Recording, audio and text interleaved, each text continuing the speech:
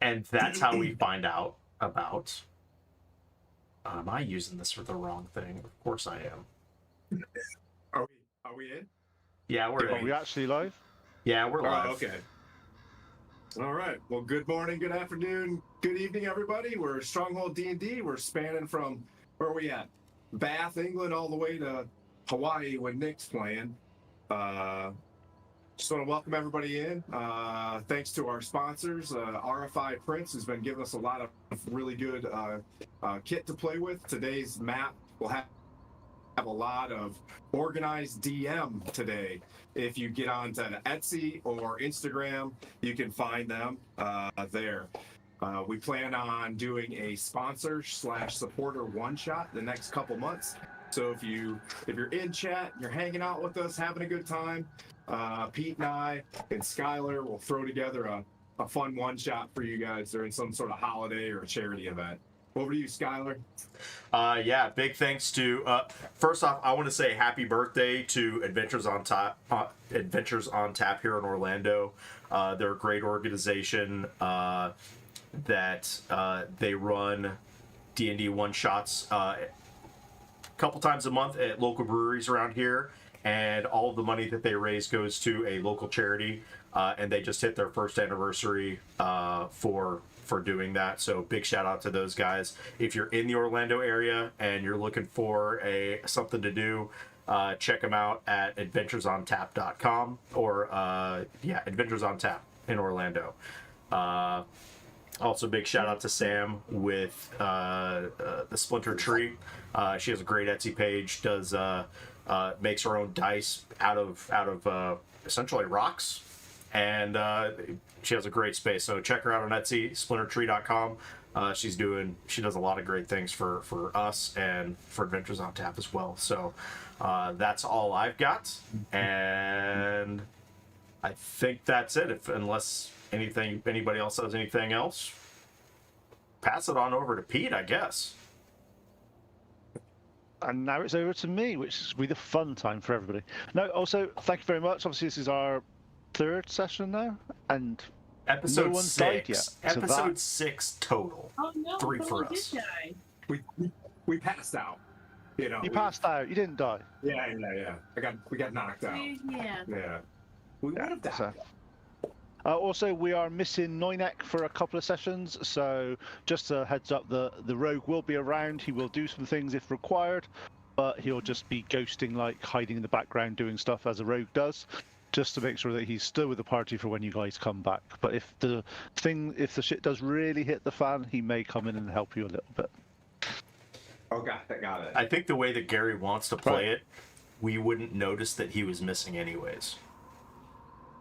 No, and you wouldn't notice that he's been backstabbing the odd creature. I just want to caveat that. He's not after the glory, he's after you guys doing it and just getting it easier right. That's what he wants. That's fair. So That's fair. let's go with the standard tradition is we're going to be looking at let's do a roll low on a d20, and whoever gets the lowest gets to recap, and Skylar is exempt because Skylar actually did it last time. Last time, let's see what this 18. You got an 18 as well? Yep.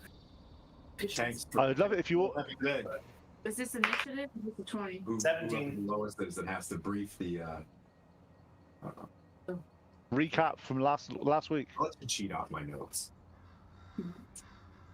Okay, so I got 2 18s and 17, and what did you get? Moriana? It's your turn. So, give a quick synopsis of what happened last time, please. All right. The orcs attacked a town. I don't remember the name. And they got entangled at the bridge by Moriana's grasping vine. Sir Timothy got inspiration for something. Moriana's shift for the first time, turning into somewhat of a wolf. The townspeople escaped the city on the horses. We killed some orcs. An orc became a thief. Orc became a sheep. Is that right?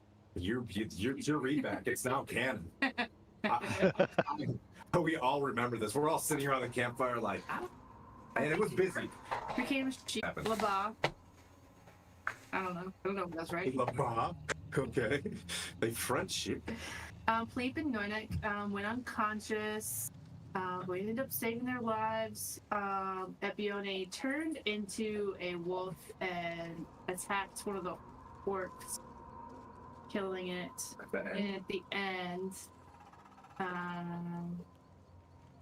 we found lots of gold pieces and silver pieces, 4 gemstones.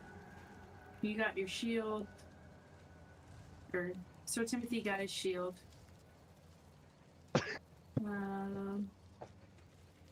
We came So Timothy got the first magic item of the campaign. The first magic item of the campaign. Yeah, we know. Yeah. Oh, I don't know. And then It we came with ended up at the stipulations. Yeah. and now we're at a campfire, or there's 3 orcs sitting around a campfire that Moriana went in and spied on as a rat, or no, a field mouse. Yep. Okay. So basically, just add a couple of little things to that one. Is obviously the guys that left were the guys that had come to rescue, or they had to rescue their friend called Kayla. They basically deserted you in Knightsbridge to get away because they thought that you guys weren't going to be able to handle the orcs, so they just basically abandoned ship. See what happens with them at some point. You've gone to the Dripping Caves. You have done the first recce of the caves. You know that there were some orcs in there around a campfire. You also knew that there was a larger creature that you recognized as an ogre that was in that area as well. You then came out of the cave, and I take it you guys are all sort of slightly away from the path, like a copse of trees. Yeah. Moriana's just come back. Her little field mouse converts into her human form. Mm-hmm. And she lets you all know that it's quite a long entrance into the cave. However, once you get in the cave, there's a big main area with lots of different entrances and exits all around the place. Lots of stalagmites, stalactites. There's a small but rather persistent dripping sound in there that echoes all the way around the cave. So if anything that is based on hearing for your perception, there will maybe a slight issue with that, because it's a very, very persistent droning of pitter-patter of water hitting the thing, and it's really hard to figure out where it's coming from because it just echoes round. Obviously, Moriana's come back, let you guys know this, and it is your decision now what to do. Well, So you said an ogre? Or a big creature that described as an ogre? I don't really want to fight an ogre. I feel like the townsfolk are in here, though, being held against their will. Right? Is that what we're tracking? Didn't we? That's what you're tracking, but you didn't see them. But because, to be honest, Moriana went in, looked around the main cave, and thought that she needed to report back to you guys. It was the end of the session, so Maybe we don't have to fight them. Maybe we can just outsmart them. What if we did some kind of diversion outside the cave, just made a big noise and snuck in past them? Zora, do you want to entertain them? Prestidigitation? Do you want to entertain them? Maybe put on a show while they sneak in as a rat. I just happen to be able to produce some really loud music. Produce a nice fireworks display, colors. It looks like colors. Find me a heavy object. I shall hoist. You and the ogre Okay. have a competition on who's stronger. Yes. right. So let's have a little conversation then, just to see what's happening. So we've got 3 people that want to make lots of noise outside. Moriana has come up with the idea. What's Tim want to do? I got a feeling that they went in there for a reason to recover or whatever. I don't know. I wouldn't come out this tunnel. Like I would, you know what I mean? Like, can we look around it? Maybe. I see a cave entrance. Yep. I mean, I'm a let's go in guy. Yes, we can set the trap out here for them to come out, but they know we're here. You know, I don't know. I think they know we're coming. Probably, maybe not. I don't know. Maybe they're Okay. A lot of maybes. Yeah, I'm team draw them out. I don't know. Yeah, like make some Okay. noise. Like they have one, check it out. Maybe you can put on a show, and maybe they'll like it out. And if they don't, then well, I don't think we're going to be able to sneak past them anyway, unless you have some oil for the. I'm gonna look to guidance from Tyr. I'm gonna go pray. I'm gonna go get warmed up. Cola reps in first. Pretty good prayer. That's a pretty good prayer. Stuff together, like What'd you roll, Tim? I mean, would that be religion? Yeah. Okay. That is 18. And I'm more Okay. focused on this shield, whether I should, if it's right for me to even use this thing in combat, and where I'm feeling, you know, the right path. You know, being like where I'm looking for a path. Is it right to go in? Yeah. Overarching one question: should I get rid of this shield? I'm not feeling good about it. When you are sort of communing with Tyr, having a deep, meaningful think about yourself and about this shield, you know that items can be inherently evil. There are items out there that will be able to corrupt the soul, be able to corrupt your moral path and your standing. You do not detect evil on this shield. This shield is a standard shield. It's just in the form of an elf here. There's no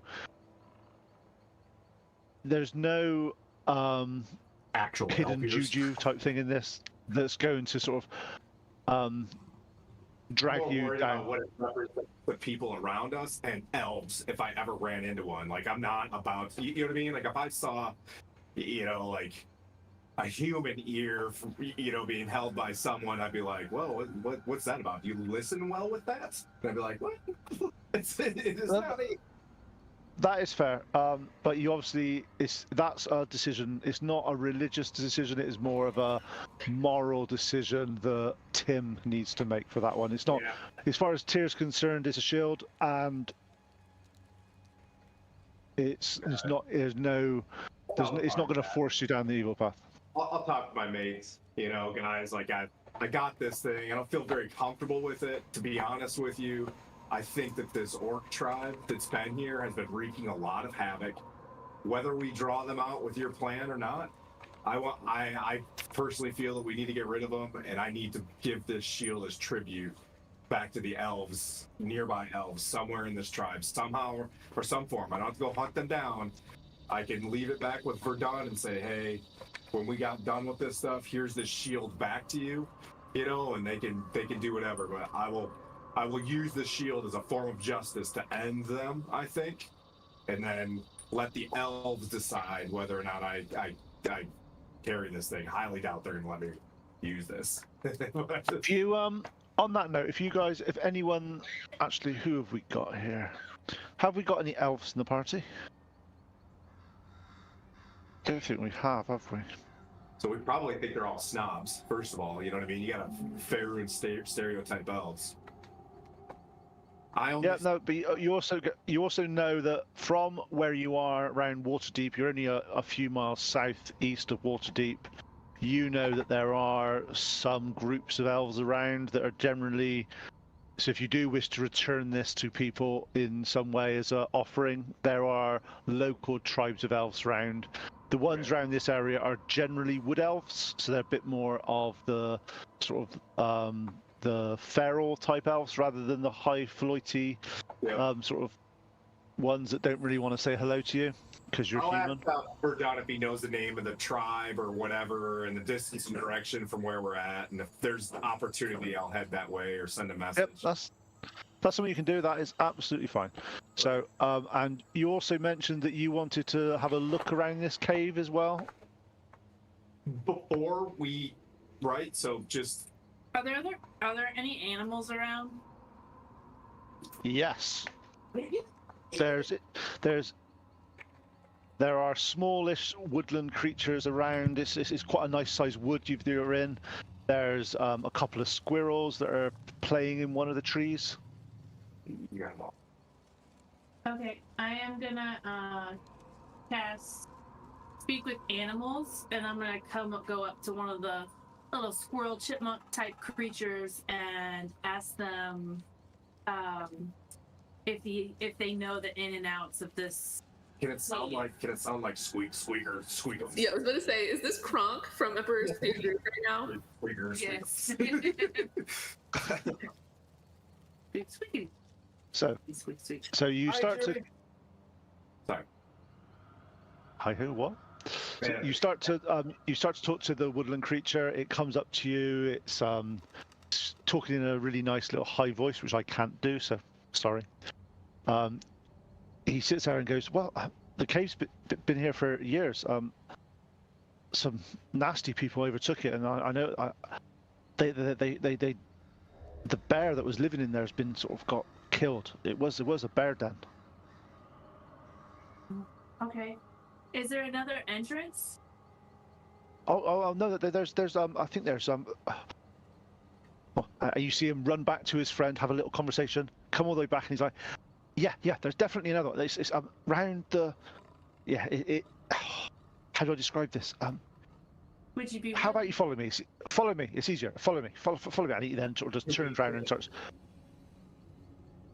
starts to run Should be out of to the left-hand side of the cave. If you follow him for about 5 minutes, he skirts around the side of the cave.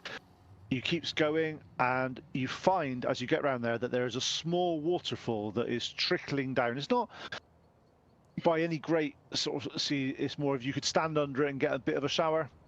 But as you're looking at it, underneath, the squirrel says to you, if you go down underneath there, there's just a little, you can swim under. It's only about 10 feet or so, and you can come out, and it comes out in one of the pools in the cave. Okay. Thank you, my friend. I'm gonna go back and tell the others now. Appreciate your. But if you do sort this place out, please let us know. We have other creatures that could use that as their home. We'll try our best. Get his name. Oh, Make him name the squirrel. Yeah. What's your name, little guy? Got him.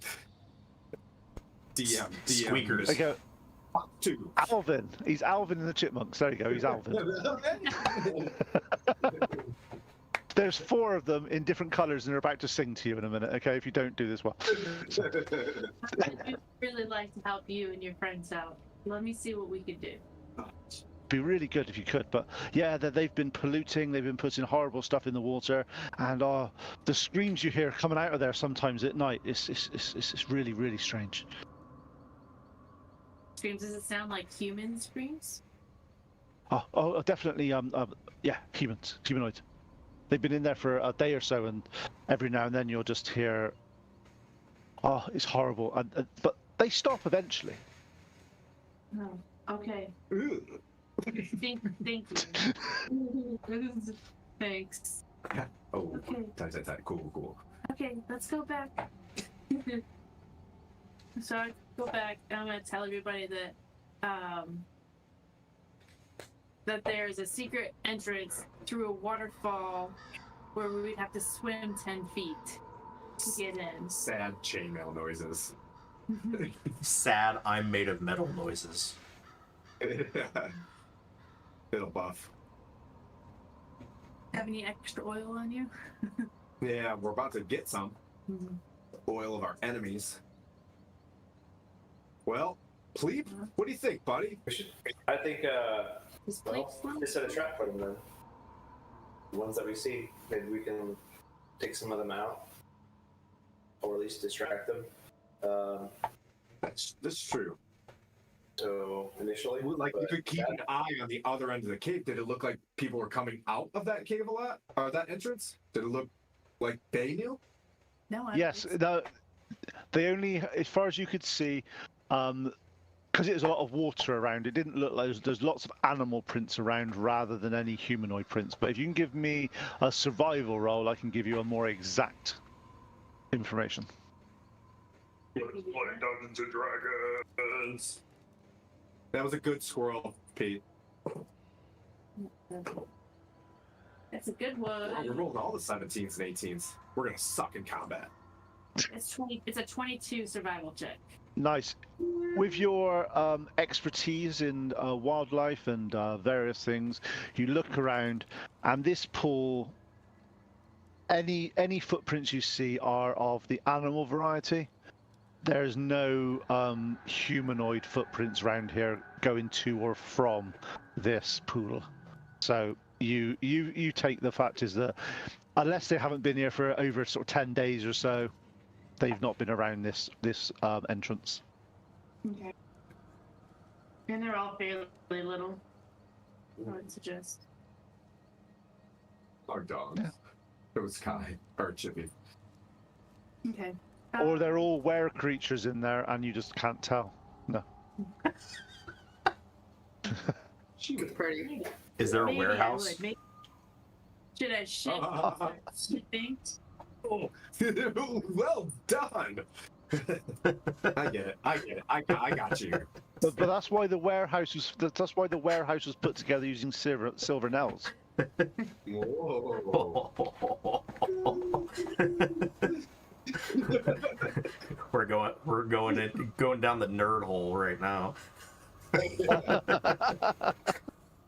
Well, Okay. So, I would like to give credence to the draw them out plan. We're still in Cog's ladder, and You're the drawing friend out? pays. As all my things are saying, I'm like, let's form the L shape out here. maybe Bort can entertain them. Well, that's true. We got a lot of spells. Can I ask one thing though, guys? If she's tracking an ogre, we need to buff up before we do this. I've got a couple spells I can cast. A +2 AC. Like I can increase. I put a shimmering armor upon you, like this magical bluish chainmail shows up on your body from Tyr, and it'll make it harder to hit. Or I can do bless again, which makes you a little bit more lucky on your shots. Gives you that's a D4 on ability checks and to hit and stuff. Does anybody else have anything that we can offer? Because Noidek looks a little bit down in the dumps, and I don't think we're gonna have his skills. I mean, I still have my inspiration that I can give people. That would be fantastic. Do you know what? If you could is it something I would rather cast it beforehand on someone, and then so that you can get the blasting. Right? It lasts for 10 minutes. So. Oh. Down the hallway could last. When we feel like we're one round out from combat. And I can cast it. I can give it out as a bonus action, so it's not like roughly 6 seconds before feel like we're about to hit somebody. What did I choose? Why did you choose what? Purified food and drink. You can manage it. Let's go and manage. Do we have a tent that we can set up, make this look like a circus? Probably a little one. Hold on. I can entangle some vines around some sticks and make some. Let's try to make this actually look like a circus out here, and that they're coming out to a show. Yeah, like a stage. Okay, Sort so of. just let me run past this a minute. I want to find out. So you're looking at creating some type of mini circus out the front. What do you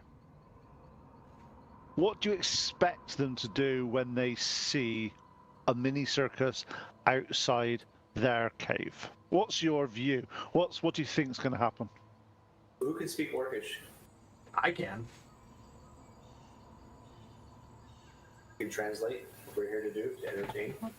Like welcome to the what do we want to call ourselves? The What if traveling they start pulling off hostages when we start doing this? the traveling Wilburys. So I gotta tell you, if I sense people in danger, I'm in there, guys. Love you, but I got a feeling they got the high ground on this situation, and they're assholes, buttholes. Twitch. They're ass butts. Well, let's Yeah. do this. We're Let's trying do to this. draw it I'll start playing the music. Zora, you can start just lifting heavy things off to the side. Pleep, you can start doing like fireworks and just like pew pew pew. And Moriona, you can you just have some animals. Can you have some animals out and you're like talking to animals? And Sir Timothy, you can stand off to the side and just look important. Be very stoic. Okay. Cola 1. Got that. 2. What if we got to go in? And we go in the back way? Then we start blasting. We just go head in and start blasting? Great. I think this maybe be just Zora and I, or actually maybe even just Orc and I out here making a show of music and a spectacle, and then if we need to, I can maybe if the beginning's get hairy, I could maybe hopefully put them to sleep so we can escape. That way, and while we're doing that, kind of distracting them, the rest of you go around to the back and see if you can get any of them out. But before you do that, maybe Moriana can go in and do her wild shape again and see if they're where the humans are at, so we're not going in there blind. Okay. Let's do more. Let's gather. Let's collect more. Let's do more collection. Yeah. Do you have another? So, I have one more, yes. how long your wild shape? Does that come back on a short or a long rest? Sure. So you can quite easily now. Yeah. You could also go in, do another recon, come back out, have a half an hour rest somewhere, and you get all your abilities back. So it's something that you are able to do. So you don't feel at this moment in time there's a massive time crunch on this. You know that there are, from what the squirrel quite morbidly said to you, that they're screaming every now and then it just stops. You can put 2 and 2 together and make 7 if you want, but you know what that's going to be meaning. But at the moment, there is no screaming. Make sure we're actually going in there and doing it for a reason, not just culling them out and then possibly fighting them needlessly. If they're all dead, then what are we doing? But also, I figure if it's Bork and I out here, if things get kind of hairy, we can kind of put you on my back and we can fly away. Meet you around the other side. So. Okay, so we gonna do our show first, or are you guys gonna let me sneak in past them and see what else they see? Scout first. Okay. All right. So, I'm gonna go question back- for you: how are you going to sneak in? Are you going to go in through the current entrance that you're aware of, or are you going to sneak in through the newer entrance you've just found?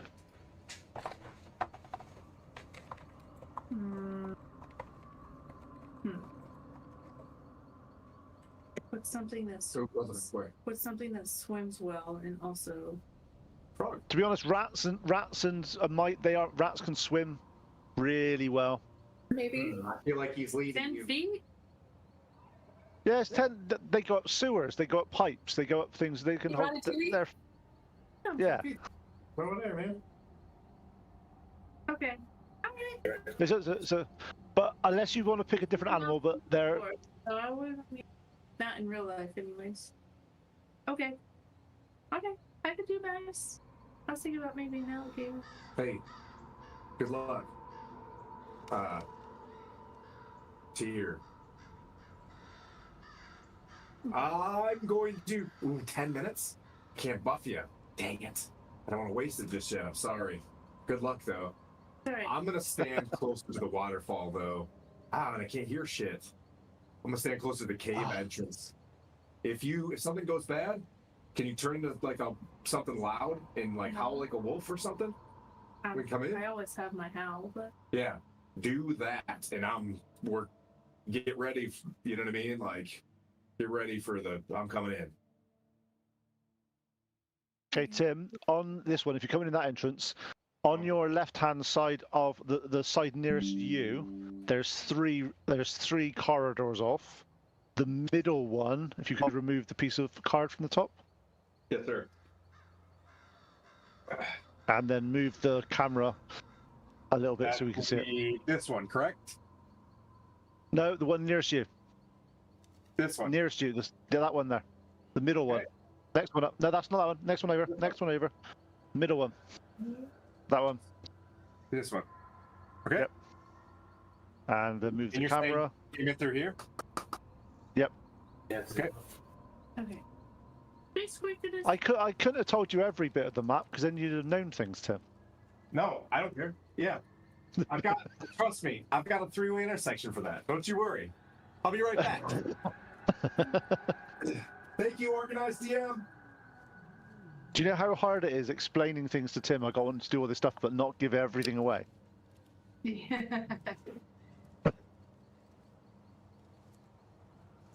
Does the intersection lead to the main cave? Yes. Okay, so it's a four-way. Four-way or three? 3. Raj. Pulling But up. obviously, I need to see the map a little bit as well because I'm actually currently seeing the pool, so it needs to go. One sec. I'll move the camera. No. I can adjust it. One sec. Beep bop boo da bop bop ba da da dee dee beep beep beep. So, whilst Moriana is doing that, if you guys want to have a little think about, especially Bork and Pleep, how you're going to put on what type of show and what sort of props, if any, you're going to need, and where you can get hold of them, what have you got on you, type things. So we can then, because my understanding of this is now that Moriana's going to go in the back door, see if there's anything there, see if she can get a bit more information about the area. And then you're going to look at potentially causing a distraction to get as many of them, the guys out the front, so the rest of the team can go in through this entrance and free the prisoners. So I'm just going to play a bunch of music. I am a circus calliope, if you will. So I will play some really loud calliope music. And then they will come out, and Pleep will hopefully be, juggling some fireballs, or prestidigitation all over the place. All over the place. I'm gonna put some marks on the tree, like some of the similar like ear marks that they had, like from the shield, whatnot, like elven ears. It kind of looks like kind of gross, like red and like brown ones on the trying to find a good like spot where we can kind of display this stuff and put those marks on there. If you could tell me some orc like lettering that says like circus show or entertainment show for devourers of elves, I can put that on there. Like write that on the trees. I could, yes. I can tell you that. Yep. Devour of children only, like for devourers of children only, like stuff like that, so they can. What about devourers? What about devourers of elven children? Better. That's even better. Devour of elven children. I'm here. How does that map look? And then I want to say free snacks after the show. That map's brilliant, thank you. So basically what we're going to have is that entranceway now that's going off the map is a small pool of water that you swim through, Moriana, and you sort of come up and your head's above it, and you are there currently as a rat. What do you want to do? Well, I will start by going forward to it looks like the main, it's like it opens up to a room, so I'm gonna go peek out there. Okay, so as you look out into the room, you see the same room as that you came in initially, with the orcs around the campfire. Mm-hmm. They are still there. They're still sharpening their weapons and stuff. But as I said before, the orcs look pretty demoralized, pretty like they've lost their zeal. They've obviously just been humiliated on the battlefield. Majority of their friends have died, and they are sat around. You do notice though that all four of them are they've got a few sort of like wounds, but they've all closed mostly up. So they've spent the evening sort of looking after their wounds and healing themselves and keeping stuff. But they are. You're probably not. You're definitely not used to being around orcs, but normally they're a little bit more sort of lively and full of life.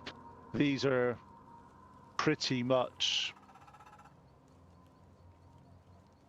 despondent and pretty upset. Okay. Whilst you are paying attention to the orcs, you do see across the pool from you an ogre walk in, sort of got some clothes in like a bag, and basically pushes it into the big pool of water. As you do that, you see like brown ichor and stuff like it's come off the clothes. And you see it hold it up, and she shakes it. As you start to see it, you see it's a female orc, and she basically a female ogre. She picks up a big top and so basically puts it back on, and she's like, and then she walks back into one of the other corridors to the opposite side of the pool from you. So it looks like it's a standard. This is life is happening in this cave. It's not just things standing around. You notice that the orcs are currently eating breakfast. They've got some meats. They've got a small rabbit that they've actually been cooking over the campfire. Where do you want to go? I will come back in and I'm gonna look to see where the other entrance goes. Yep, cool. Yes. Okay. As you start to go up the other tunnel, you start to, if you open that up, please, Tim. As you start to go up there, you start to hear familiar noises. Very, very faintly, but they seem to be quite off at a distance, and you recognize it as goblin chattering. Goblin. It's a very high. Oh, I don't speak goblin. So you just hear. You can definitely go up and look a bit more if you want to. Yeah, I'll go a little bit further. Okay. I'll go like So as you start to the walls, so try not to get seen. Yeah, perfect. So as you start to go around, in the left-hand side there, to the left of you, the little alcove, you see 3 or 4 goblins round a campfire, and you see them sharpening knives, and one of them has got like a deer skin that it's stretched on a hide, and it's currently working through, trying to sort of turn it into some leather for its for various things. They don't seem to be paying any attention to you. They're quite happily just working away. You are hearing more skittering from the other entrance, and you recognize it as... Actually, could I have a nature check from you, please?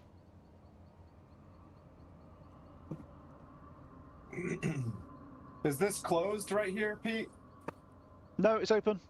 Okay. That would be a 21. Nice. You hear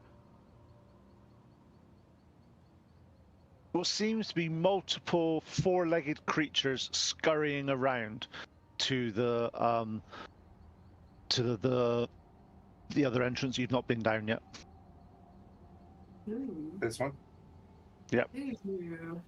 What do they? Do you want to go and lit? What do they smell like?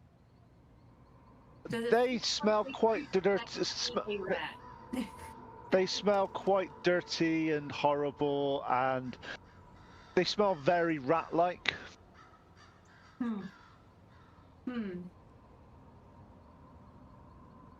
Okay, I am gonna approach very. Okay, could I have a stealth check from you then, please? As a rat, please. Rat stealth. Rat stealth. 16. with a 17 of stealth. Okay, that's fine. Yep. You go into ninja mode on the rat. A little black outfit appears. Everything. You go into full-on mode. You start to sneak into that room. As you go into that room, at the far end there is the biggest goblin you have ever seen. If it wasn't the fact that it had the same features as a goblin, you would think that it was a human type size. Real, quite big. He sat in the corner on a makeshift wooden.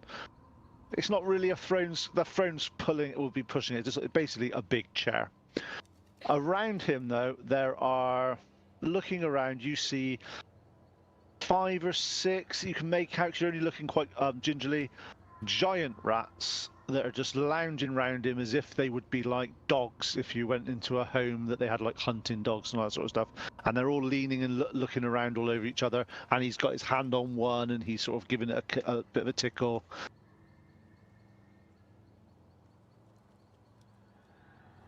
Okay. I'm going to stealthily walk away from that situation. Back away. This isn't the room I was looking for. Do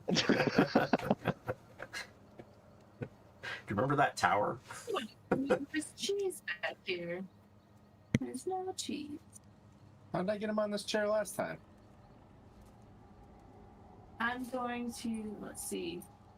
Ratigan! It's Ratigan!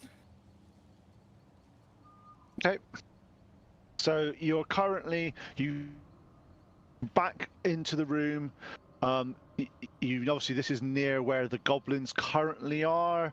So where do you want to go? Anything by myself.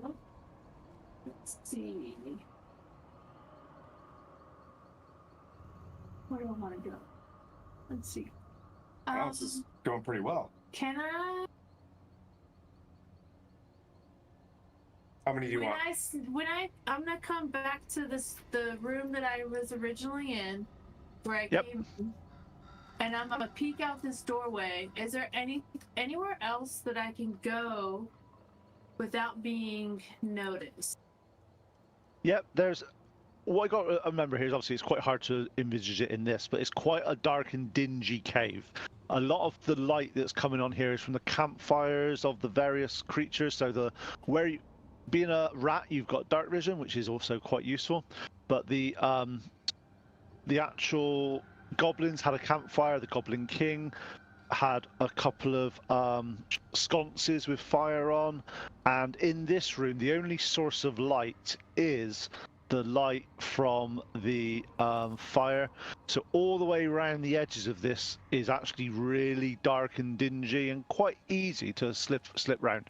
They're not expecting a wild-shaped druid to suddenly go through their business and find out things. So it's, looking at this in the area that you're in, there are one more area on your side of the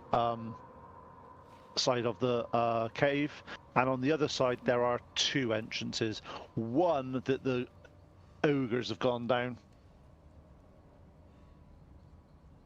Okay. Let's check out the other one on my side first. Okay, cool.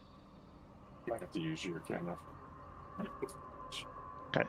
As you start to go down that way and you're hearing, could I have a perception roll from you, please? Actually, with disadvantage because you're using hearing for this. So.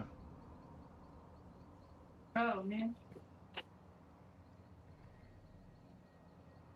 Well, that is a 7. Okay, you are getting quite disoriented here from the dripping sounds of the water and echoing around. You don't really hear a huge amount from down here. So as you start to go around this area, if you like to open up those areas, or at least one of them. So as you start to go in there and you start to walk around in here, you notice that there seems to be bedding areas, there seems to be small cots, and the smell starts. So as you get into this area, you start to smell it. This is definitely goblins. Oh god, this is horrible. This is it's just acrid. It's horrible. It's just like, do they ever clean? Oh, it's horrible. Like just, especially as your heightened senses as a rat at the moment, you're not best impressed with this. But there's lots of cots around, lots of different areas, and as you start to look around down the south side, or sorry, down the next room, this is taken more and more on at this point. There seems to be more and more cots, more sleeping carriers, and in this, right in the front of this area that you're in, there seems to be a pile of bones of... Can I have a survival check from you, please? Actually, dude. 19. Nice. You recognize at least 5 different types of animals, and then you do notice that there are quite a few longer femurs, and you're not sure if it's from orcs, humans, or small humanoids, but they're humanoid shapes, but you haven't got much else in there to go by, just a few femurs. Real quick, everybody from Dissel's Place, a quick drink for a Cthulhu's Revenge. Thank you, sir, and welcome to the show.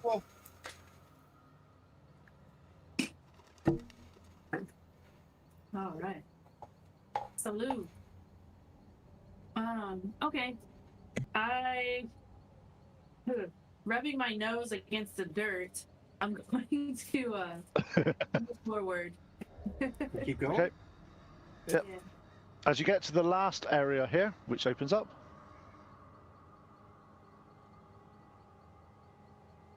Okay, at the end of this area, there is a few bone cages, and in them you do recognize, well, you see that there are 2 humans that are unconscious currently, but they are breathing and they are alive.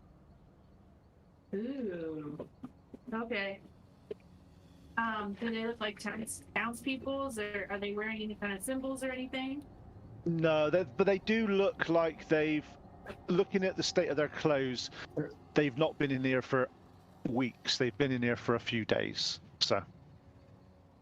Okay.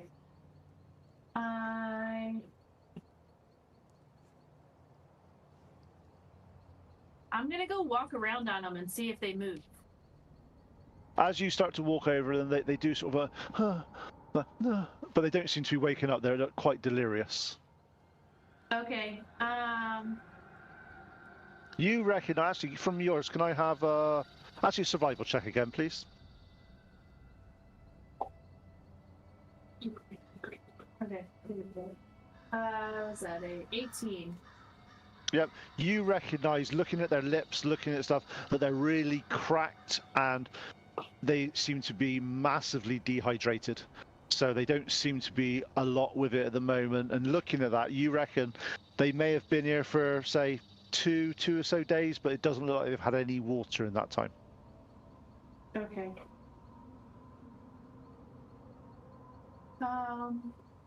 Nice cages there, by the way. I like your cages.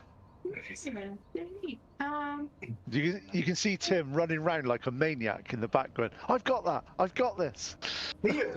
It's got to be perfect. He said a cage. I have cages. Did I change out a female ogre? Yes, I did. There's a fogre right over there.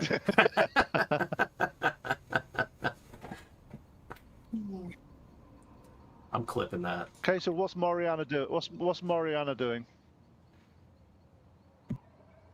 Let me save that. Moriana. You know when you were talking to the guard that there should be at least sort of 15, 20 humans that went towards these caves. So you've currently found 2. Okay. On your quest meter, there is a 2/20 in the right-hand corner, top right-hand corner of your screen there. Yeah. Huh? What? One more time. She's here, Yep. and you saw what in the top right? There's 2 here. No, There's 2. there's two humans. She's found Yep. 2.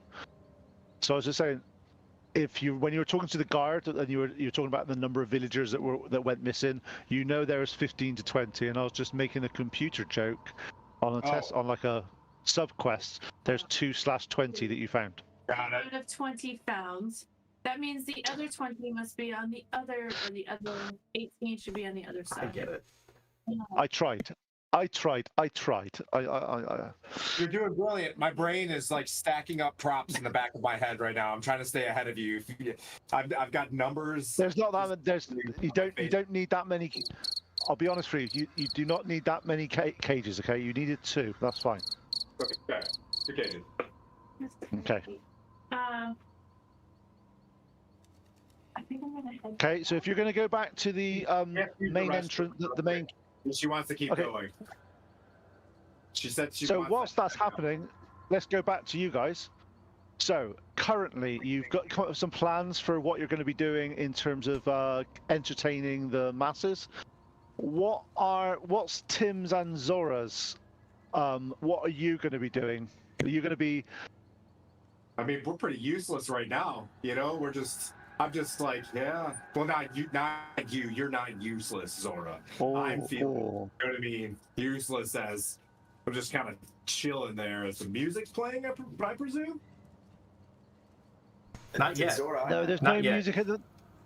No, yeah. You guys are muted on your end. Zora, can I use your can I have your pot, or can I kind of have to give it to me? Yeah, your cook pot. Yeah. Okay. Okay. All right. I'll take. Wait, am I gonna get it back? No, you probably don't want it. But... So you know how I said in the sign free snacks. So I have an idea, but you're gonna have to give up your pot. Okay. So they're not really good. We put on a good show and then offer a treat at the end. But this treat isn't going to be a really good treat. Bork, can you, do you excrete anything? Like myself, I go to the bathroom, just defecate or anything like that. No. I mean, I leak oil. That's why I have to re-oil my joints. Okay. Put some of that oil in this pot. Reach out my arm, and go. to contribute, you can go behind the tree and can contribute.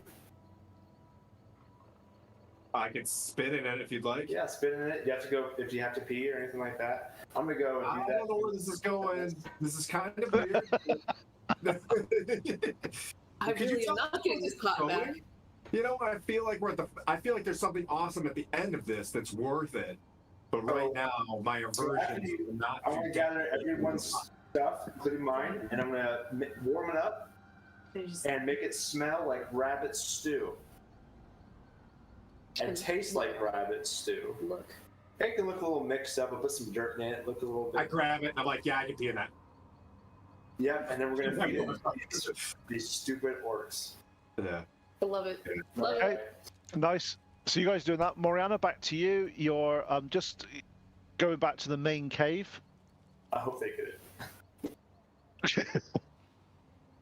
Could I have one thing you'll need to do though, to get across to the other side? You will need to give me a stealth check, please. Please be a good one. All right. That's a 16. Unless the Nice. different stealth than what I should be rolling. I'm going off. No, that's perfect. That's fine. So you start to sort of sneak around the crevices and behind some of the stalagmites and stalactites. The orcs are still talking. They're sort of quite against a downtrodden and sort of, but they are talking about a few things. It'd be nice to know what they were, but unfortunately don't know Orcish. I feel like we're missing something. The cave's really loud. They can't fucking hear us out here. They can't hear us. You're not making any noise yet. You're not making any noise yet. Oh, okay. I bet you they're not gonna. Okay, all right. Oh, we haven't started the plan yet. Okay. No, was you're like, doing reconnaissance first. Then Moriana's going to come back and tell you what she's found. We're just prepping for the circus. We're setting up the circus as a circus does. Ta-da! Okay, if you can move the map down a little bit now, please. Move the camera so I can. No, move the map down so I can see the other side. Anna's gonna move on to the other side of the cave. Yes, sir. Prepping our dinner and a show. It is dinner and a show. I'm up there. I'm like, you see me just sort of stretching a little bit, and I'm warming up the muscles. So it's either going to be, Zora's strong woman show or getting ready to fight. Either way, I'm getting ready. I give you some strong words of encouragement. You're looking great, Zora. I'm not feeling this elf shield, but I'll use it. Yeah, exactly. Moral dilemmas, even at episode 2. That's just shocking. All right. That Tim hasn't offered up a moral dilemma of this like literal poop stew here. Yeah, he doesn't mind pissing in a pot, does he? But elf ear, that's pushing it out a bit too far. Hey, we don't have to The consume orcs it. are murdering people. So you're going in the one that the ogre went in first, are you? Yes. Cool, okay. Do you want to move that one and the one to the right? Other side, that's it, that one. Yep. It's just easier to move them both at the same time. Yep. Okay. As you start to go into this room, you are feeling like a gush of wind of various. Feels a bit like there's some type of other entrance or other exit this way. As you start to look around, you see that there are, in this room you're in now, there are 2 ogres sat around and sort of ripping sort of bits of fabric and stuff and trying to make some type of loincloth for each other. Seems and every now and then you'll see them and it'll be they rip it and it'll oh, and one will punch the other one on the side and it'll be oh. And it just exits. He said. so it's a male and a female orc, a male and a female ogre, basically doing ogre. Exits? Was that Tim? Where are the exits as she comes in? The exits are, as it says there on the map. That's fine on your picture. That's absolutely fine. There's even one back here. Yeah, I'll go to a slightly. It's just a smallest room. You don't need another one. You don't need another map. It's just that's where, looking past there, you see that's where the ogres sleep, and that's their bedded area. Okay. As you start to go following the pathway round, you follow it round to here. As you get to this room, the wind intensifies a little bit, and what you see is a big hole in the ground, and looking up, it seems to go out at the top, and wind is rushing around and sort of swirling around and going up the mountain. As you look around, there is a small ledge that spirals down into the hole. Looking down it, you start to see at least 10 humanoid creatures holding on to this ledge for dear life, absolutely petrified, and trying to sort of stay awake, stay alive, stay conscious. So the ledge is probably about a foot and a half wide, hardly anywhere for them to hold, and they're just basically spiral down. You don't need to put them on the map, Tim, because you'll never get that in the map. Okay. We'll just say that. What is it? That big stalactite you've got there is basically that's a hole that goes down in the ground. There's a small pathway all the way around. There's a hole. There's a hole there. Yep, and you are seeing, at least from this little vantage you got here looking down, there's 10 or so humans holding on for dear life, just holding on. There's bits of roots, there's bit of things sticking out on, and they're holding on, grasping on for life. Okay, I'm going to attempt to. I haven't cast a spell while I was. You can't cast spells. You can't cast spells whilst you're in an animal form. I can't. No. Okay. Okay. At this point, because I don't know how much longer they can hold on, I'm gonna scurry out and go back to my friends because I think I have a pretty good idea. Okay, cool. Could I have one final stealth check from you, please? Yeah. Stuff going on. What is that? +5, right? No, +1. Oh, it's an 8. Okay, you start going out. You start to do stuff, and as you're crossing the main area, keeping the, you seem to. I want to go out this way. Yep. Okay, that's fine. So as you go across the area to that entrance, you skitter a little bit too much, and a few rocks sort of move, and you notice 3 of the orcs sort of look in your direction, trying to see what's happening, but in the dim light, they don't seem to be making much, but they've definitely heard something. Hey, thanks, veterans who play, for the follow. Nice. That brings us to 440. Okay, I'm scurrying out then. Yep, you manage to scurry out. You do hear some movement behind you, but they don't seem to be following you. But it looks like they may be looking to see what the noise was. Okay. All right. I'm out, and I see this. I feel like we could. I come out and I like turn back into my humanoid self, and I'm like, there's a lot of orcs in there, right? Orcs, they're called. Sure.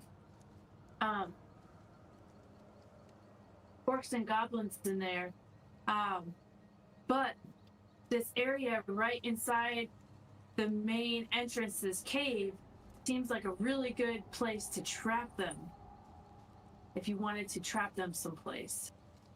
So if I would suggest, if you wanted to do your entertainment, you do it inside of there, and we set some kind of trap, and then there's like probably well, I saw only 12, but I think there's more townspeople in here that I think that we can rescue, but we need to act quick.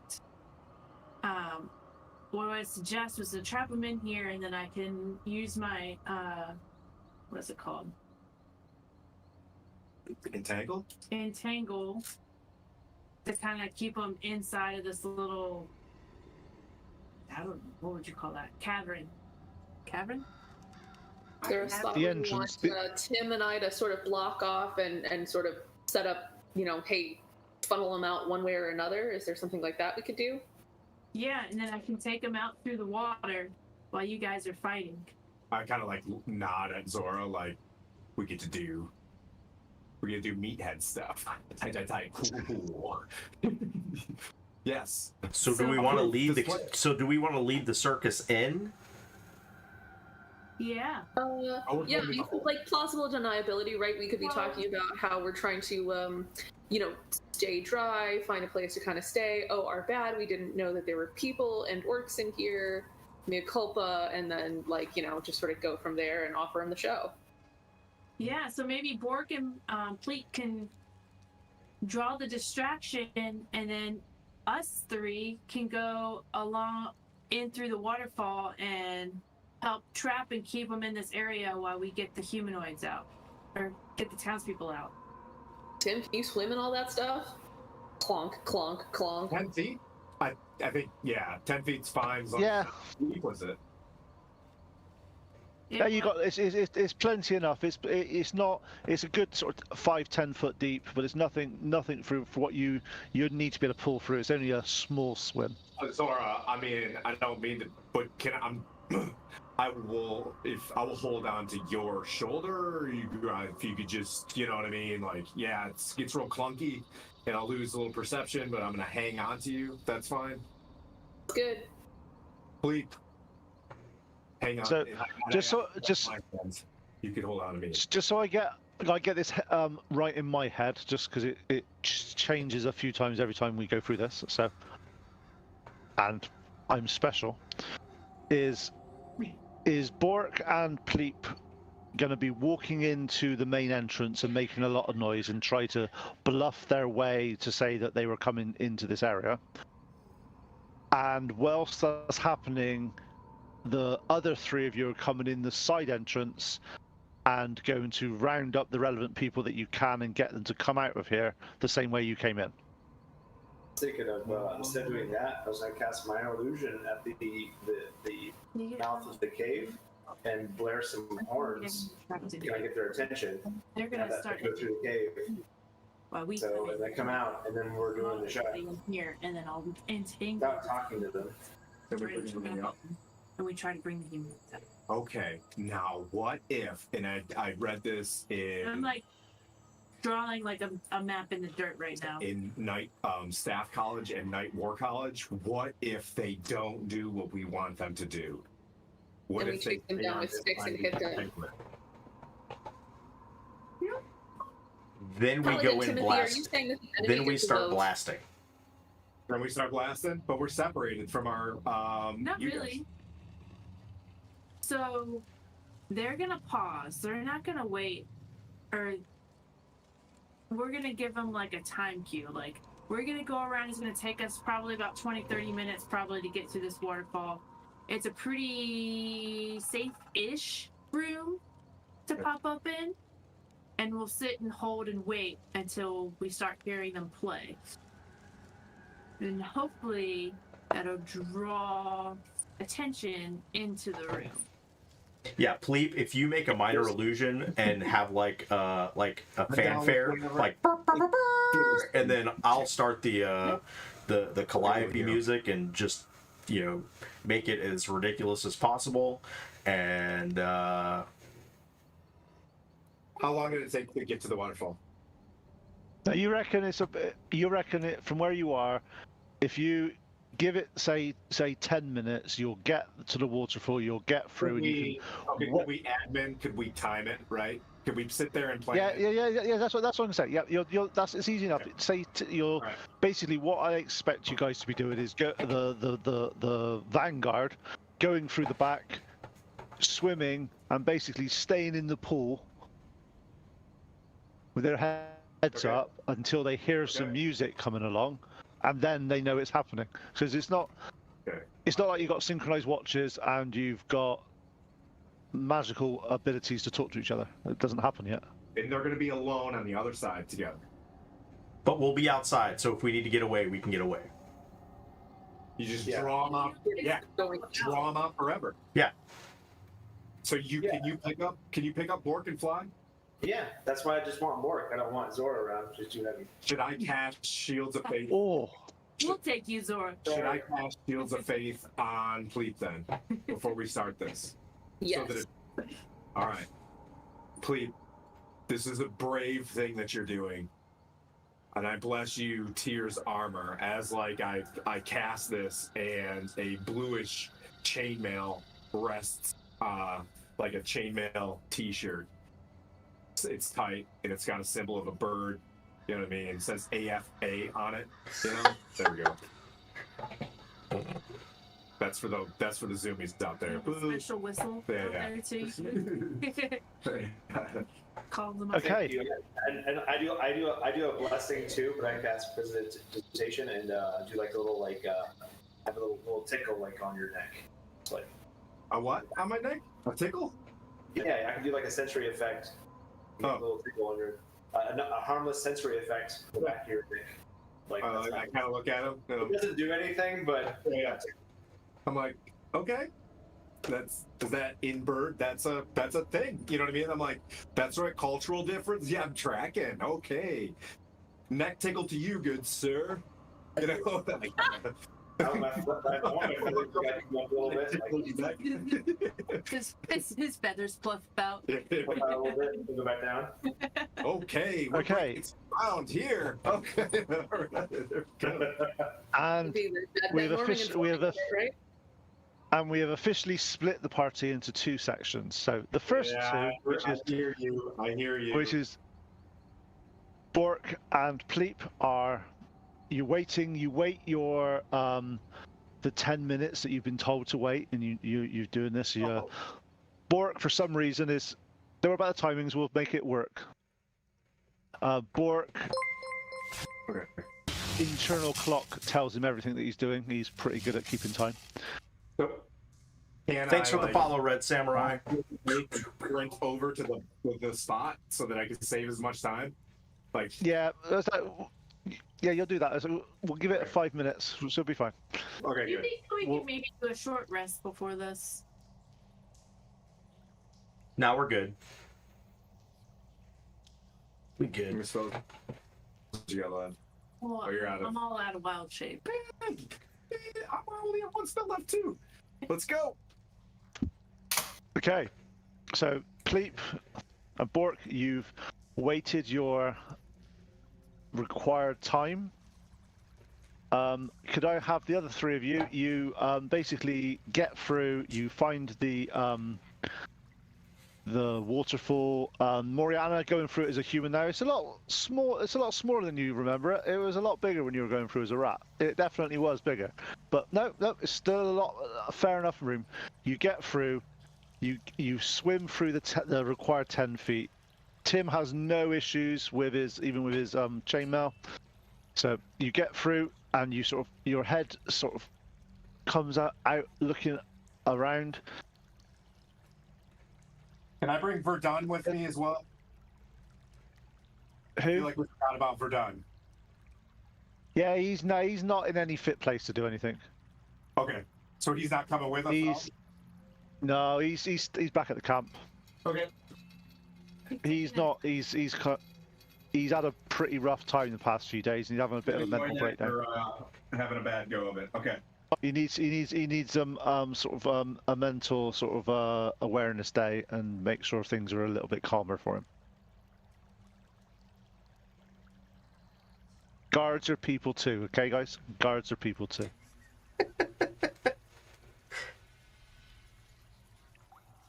Okay, so you put your head up. You're looking around. Mm-hmm. On the prerequisite time, Bork and Pleep, it's now ready for you to go. Describe what you're doing, please. I'm gonna cast minor illusion and do like the trumpets playing. Kind of wait. And as soon as the fanfare ends, I will just start playing music. I don't know if you guys have ever seen a steam calliope, and how loud they are. That's exactly what I'm sounding like as I'm just pumping circus music into the cave entrance. Like above him, I want to start doing like fireworks above him, like little like spark showers. Like just not big ones. And the question I have from this: are you doing this right in the cave entrance as you're walking in, or are you trying to lure them completely out? We're gonna try to lure them completely out, so we'll stand in the entrance to get the music to go in, and then we'll step back and continue the music. Go back. Okay. Could I? Put the sign. Obviously, you got the noise, you got some stuff. I'll get them to hear that in a second. But can I also have a performance check from the Calliope Bard, please? That is a 15. Nice. And just for some panache, Actually, could I have a performance roll from you as well? Real quick, I can at one of my abilities as a I forget if it's 19. Was that Pleep? 19. Nice. Okay. So I can add a D4 to an attack or an ability check twice per long rest, built for success. So it's one of my auto bard or auto gnome things. So I'm going to use one of those and okay, cool. Add a D4 to that. So that was a 17. Okay, cool. So you got a 17. You get so the music starts playing after your fanfare. You are walking back, Pleep, in classic wings out. Everything's bellowing, looking the part. You're definitely the center of attention if there was anybody there. They're not quite there yet, but you're ready to go. You've geared yourself up. The music starts playing. The Calliope goes full Bork down the corridor. Full Bork. I like Full it. Bork. Okay, so the three of you that are currently with your head slightly above the water, can I have some perception checks at disadvantage, please?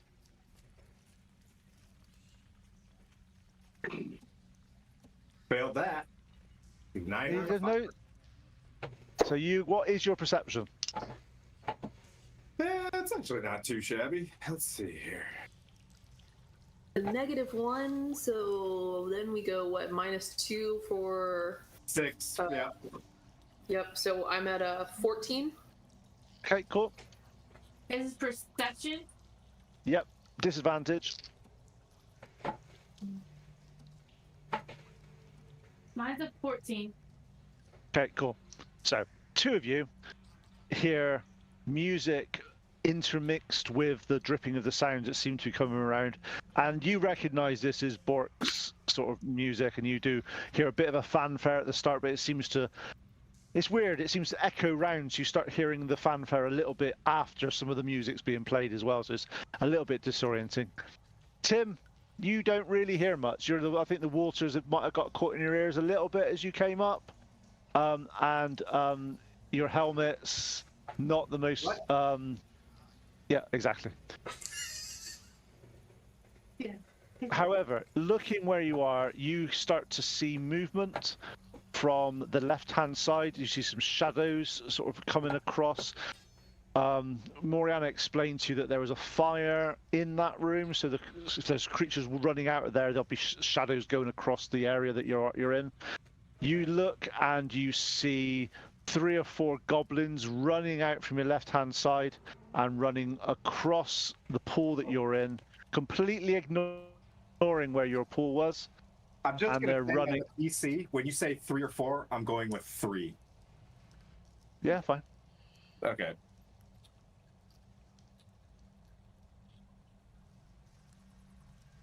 It's just the more that go out the front, there's less for you to kill. So it's fine. If you want only 3 to go out, that's fine. Oh, well, touche. Okay, so they're running towards the main corridor, and then once they disappear out of there, they go out of sight. So you don't know what they're doing. From where you are, Pleep and Bork, could I have some perception checks from you, please? And you're not at disadvantage because you're outside. Ooh. Nat 1. You're too busy concentrating on My the music is so loud it's even distracting me. Yeah, I'm not doing better. 6. Yeah, you two are really in the mindset of putting the best performance on you can possibly go. You're like the classic, yeah, this is great. You're kind of forgetting a little bit about what you were there for, but you're there, you're enjoying yourself, you are in the groove. As you start stepping back a little bit, as you were saying, after about half a minute or so, you see 3 orcs walking towards you with a very quizzical, like, what the f is happening type expression. And they're at the other end of the corridor, and at the other end, they've come out of the cave. Tim? They're coming right here. Yeah, they're right at the other end of it, though. They've come through that far. Because Pleep and Bork are outside the front. Got it. They're outside. Yeah, we are outside. Copy. Can I point to, like, as I see them, point to what I've written on the trees? Free stew and snacks. Well, it's a show for devour of elf children and. They look quite quizzical. They are looking at. Okay. 2 of them are just like, the hell's happening here? They start looking like they're walking towards you with weapons down. The other one is looking around and starts pushing one of them. And Bork understands Orc, so Bork, you hear them going, "Oh, this ain't normal. No one comes here for us like that. Well, look, When I hear there's that, some food." when I hear Yeah. that, I cast command on him and tell him to dance. Okay, so what's that? Is a wisdom His saving throw? wisdom saving throw of 12. Well, let me see. Hang on. Wisdom. They're really, really wise orcs, as you all know. Oh. They're the wisest creatures.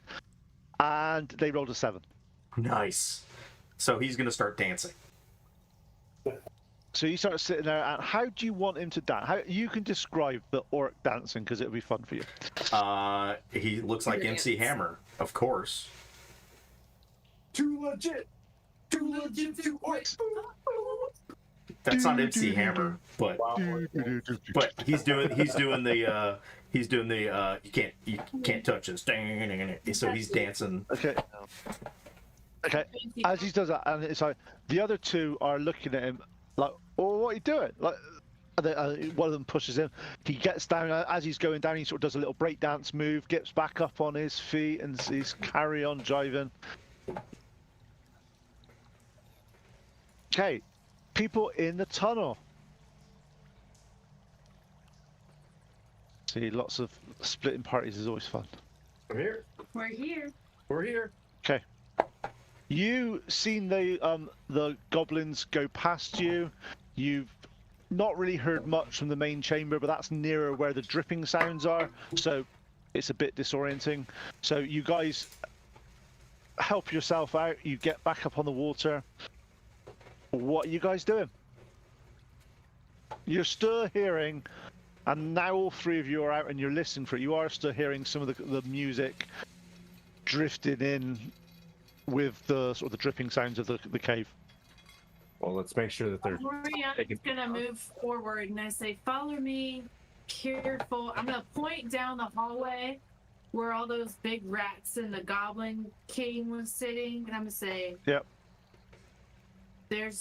Don't go that way. There's the king. There's a Goblin King and 4 rats, giant rats that way. We want to go this way, and I start moving towards the main room, Can we just? waiting for the goblins. We're gonna get completely surrounded here. Maybe. This is.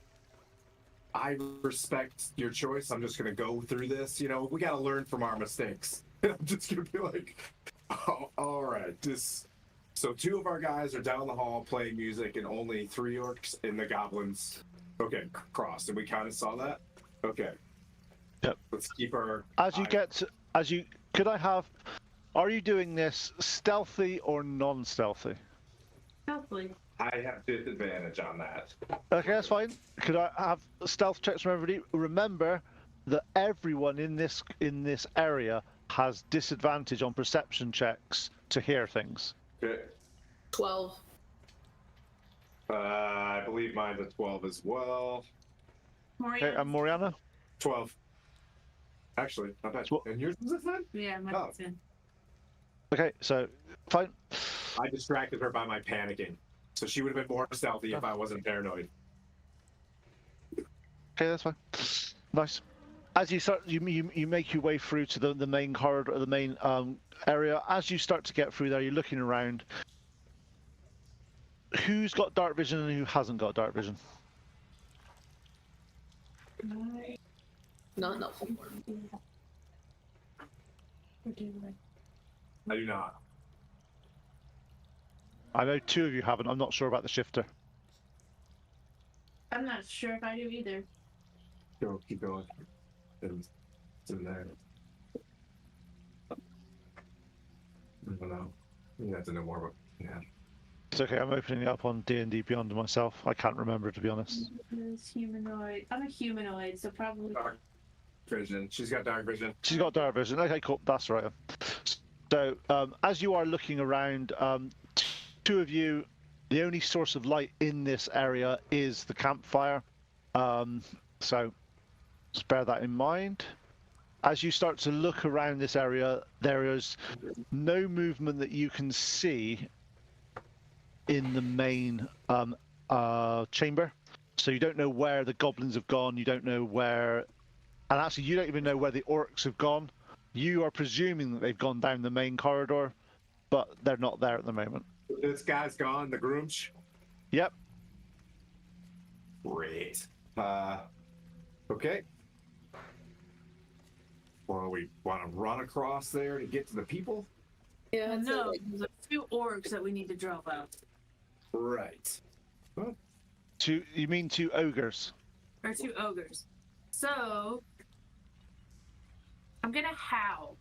I'm gonna howl and we're gonna hide because we just want them to get to this room so they hear this. Go somewhere else and howl, so they go to there. Don't howl in our position. You guys are gonna stay hidden here, right? Okay.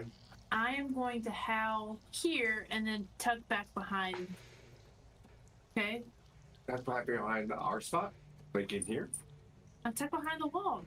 So Okay. they get to this room, they're like, "What was that?" And then they're gonna hear the music. Tight. Okay. Okay. Yep.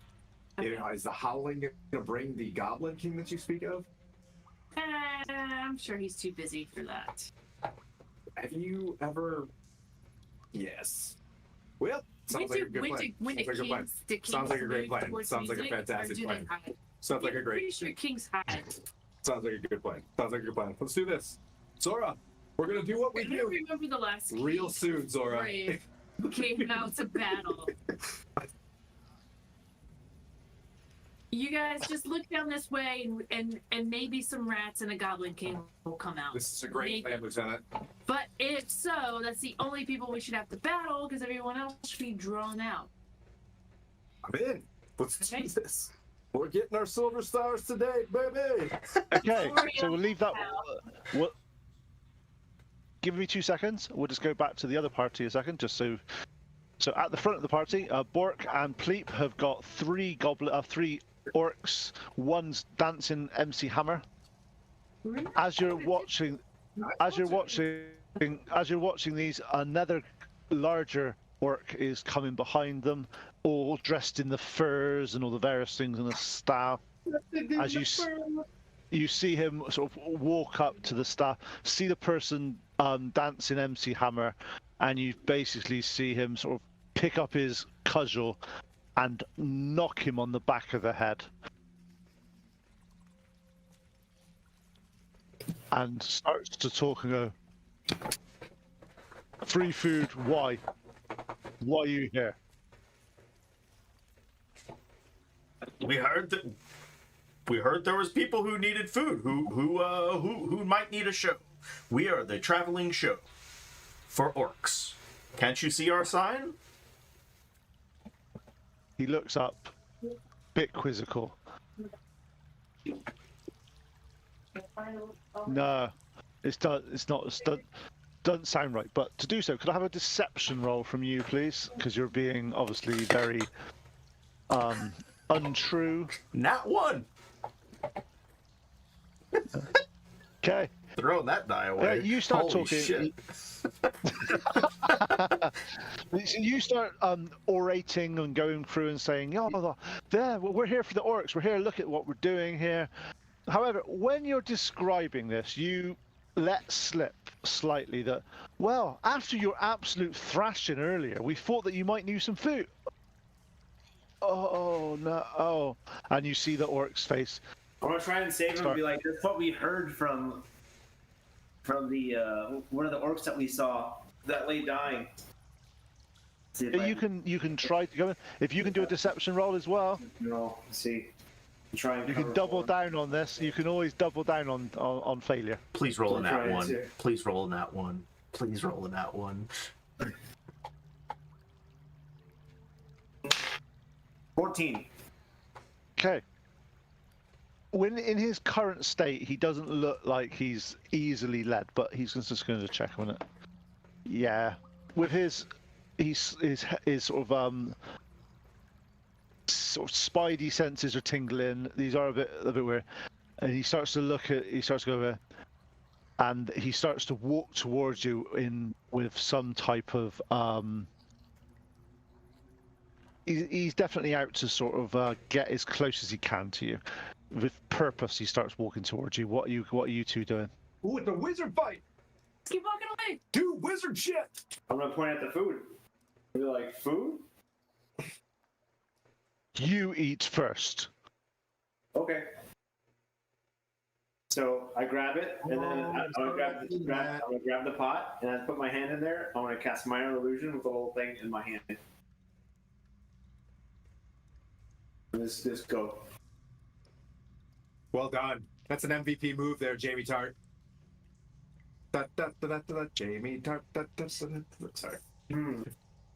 As you pick up the pot, you do that. You do that. He goes.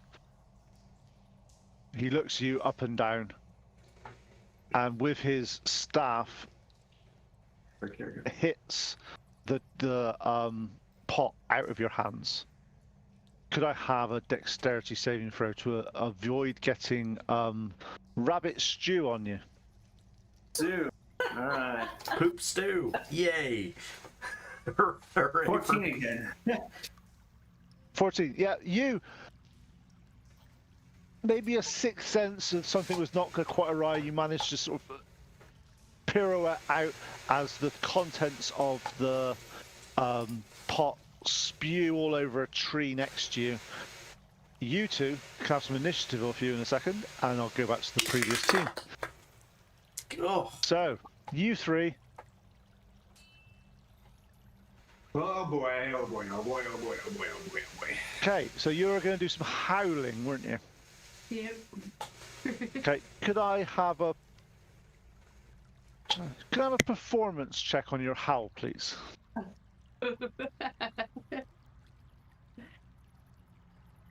Not good. No, I'm not a very good performer. That's a 3. Okay. So, you were planning on making a lot of noise, sounds like a wolf, and the creatures. Then I'm hiding. You're expecting the ogres to come out, and then hear the music. So you start. Unfortunately, you start to sort of. It sounds more puppy playing rather than a wolf at this moment. So it's very much more playful, more. Yeah, definitely more wild dog rather than wolf. From that, you do hear you do see, actually, from where you are, you see some shadowy movement from the ogres side, but you also hear the chittering and scurrying of rats from your side, from the other side of this room that you're in. Water. Where are you going? I'm gonna have to hide somewhere. Okay. So Okay, I'm gonna take so- hide in the walls. In the darkness of the walls. They are. Okay, yeah, cool. Nope, just outside here. Okay. I'm gonna try Okay. to get right. Can I have a hide roll? Can I have a stealth roll from you, please? 13. Oh no, that's a 15. Nice. Okay, nice one. And at this point, can all three of you also roll initiative? And we'll go back to the. Let me know what that is in a second. But I'm going back to the first team because how to make this complicated for the DM. Cool. Okay, Bork, what did you get for your initiative? 15. This is the worst. Okay, Pleep, Good job. You have the highest. 6. Okay, cool. Hey, if you guys can go back out the water, And you die. make our way there. We have a way out.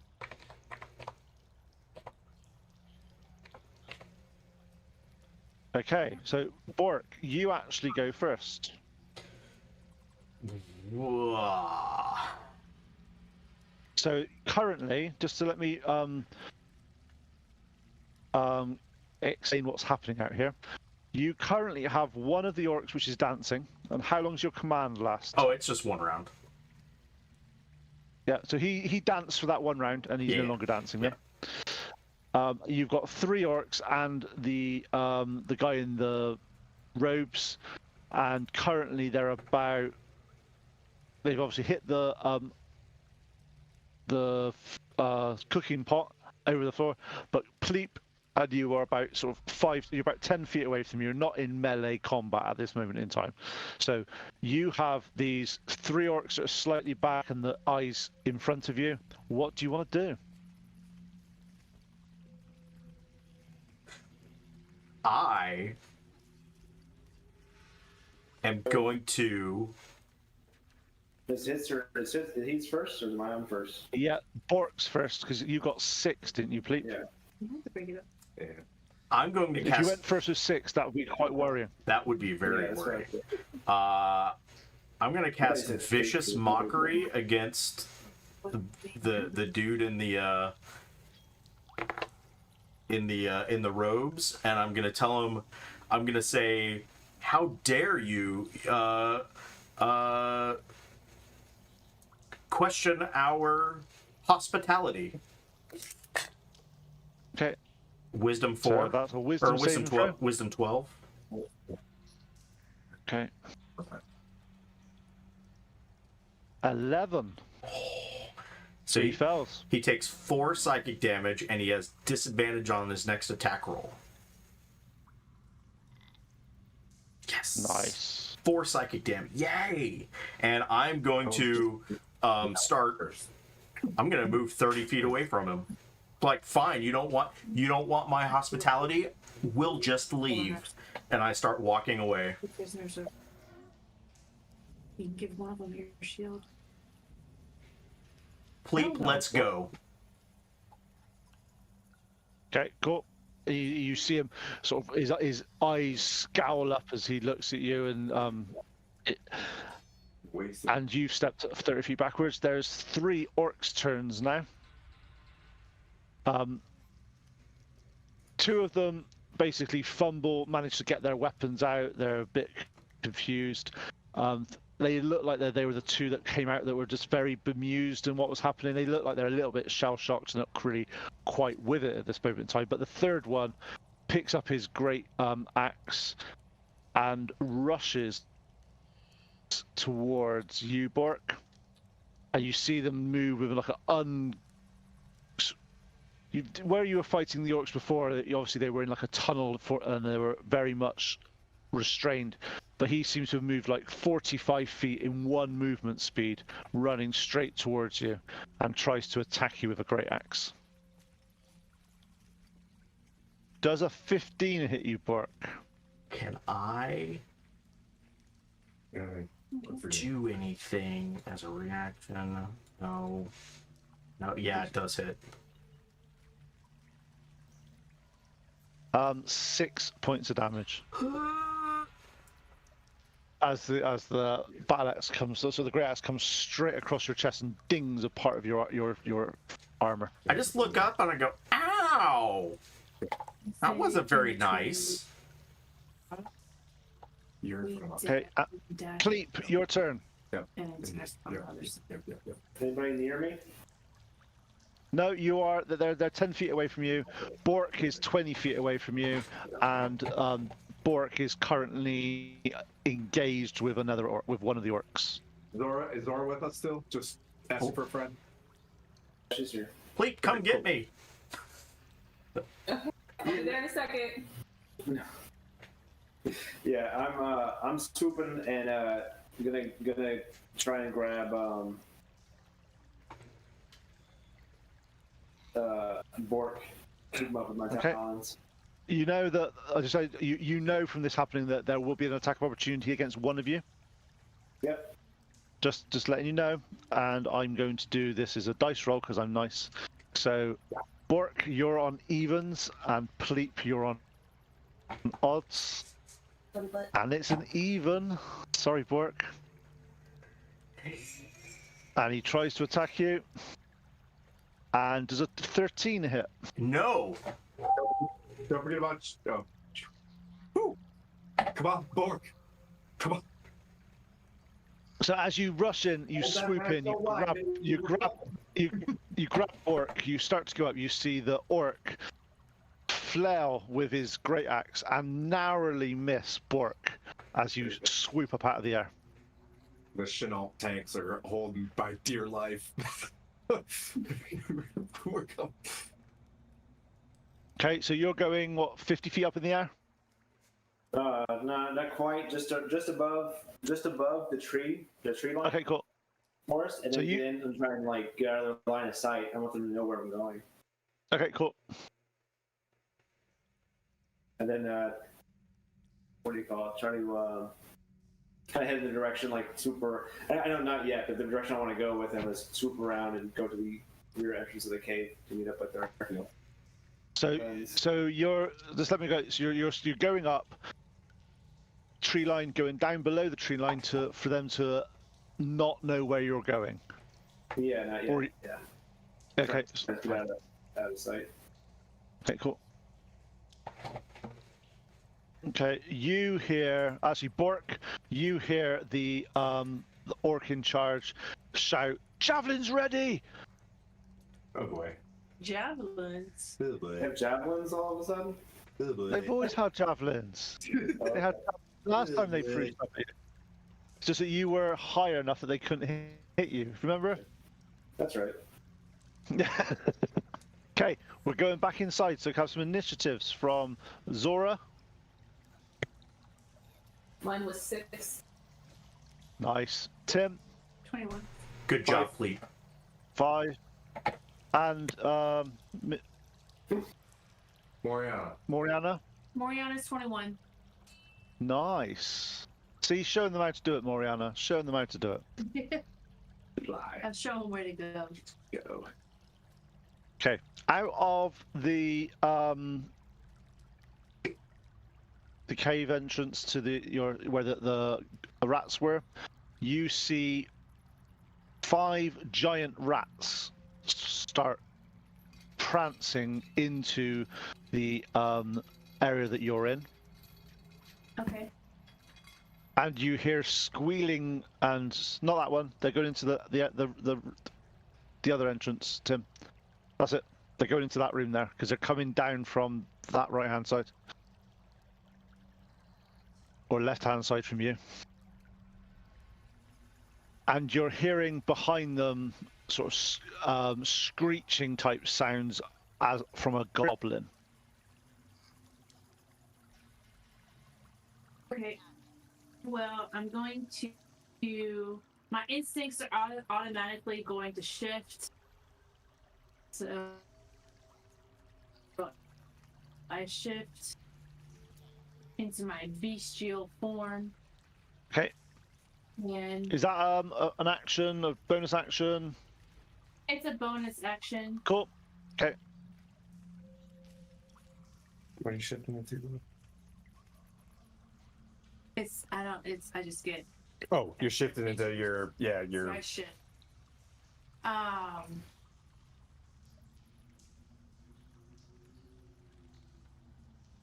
am going to. Are they still continuously moving? Yeah, they're all scurrying around at the moment, and you see them like sort of sniffing the air to find you. And you see the 5 at the sort of. How many did I say went in there? Sorry. 5. 5. Yeah, you see 3 of them go towards Tim and Zora, and 2 of them going your way, as if they're not affected by the noise. They're more tasting and smelling the air. Okay. Ooh, there's goblins right there, so we can't. Okay. All right, I'll act. So it's your turn. Your turn. You've done your bonus action. What else are you going to be doing? I am going to hit him with my what I have. Javelin, mace. Go ahead. You have My staff. Yeah, you have a staff, right? Because for My quarterstaff. I'm gonna hit him with my quarterstaff. Okay, cool. Ooh,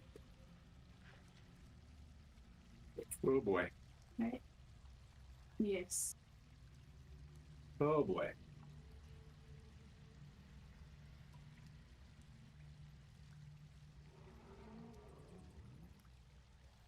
One dice.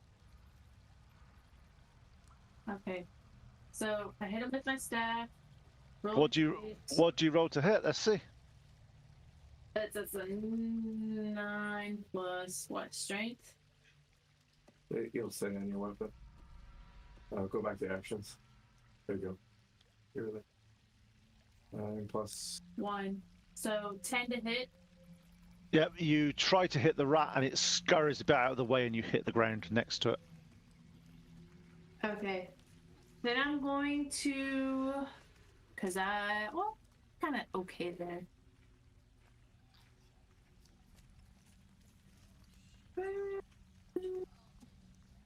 Yeah, because I don't want to draw the ogres out yet. I'm gonna stay where I'm at. Okay, cool. Okay, the next rat, one of the rats near you walks up to you and tries to bite you. And rolls a 7. That is not hit.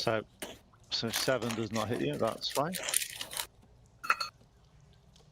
The next rat to go goes over to Tim, where Tim's hiding, and the rat just sort of basically just jumps onto Tim and tries to bite him. And rolls a 19, which misses because you've got that annoying shield. I'm still able to deflect it. Like, It bites the ear shield and goes, ah, and falls off. oof. And away we go. Okay. I don't know Next about rat. but Next rat tries to attack Zora and does a 16 hit you, Zora. Sure does. Okay. And does a whopping 2 points of damage. Oh my goodness, what will I do? Hey, Yeah, but you'll take full damage because you're not raging. I haven't had a chance yet. I know. Exactly. I'm gonna get real Next- angry in a second here. Zora, your Next camera's rat. off.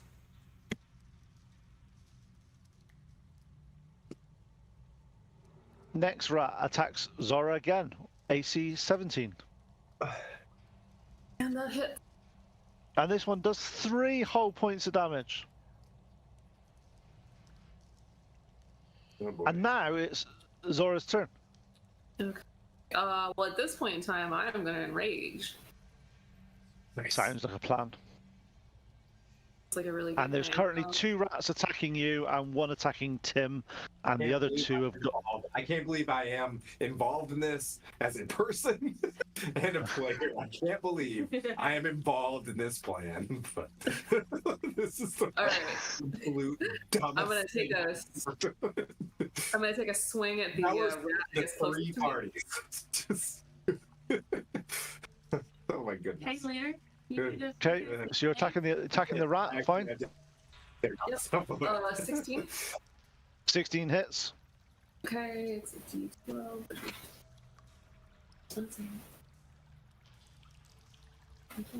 Okay, 8 plus 3 plus 2 is 13 damage.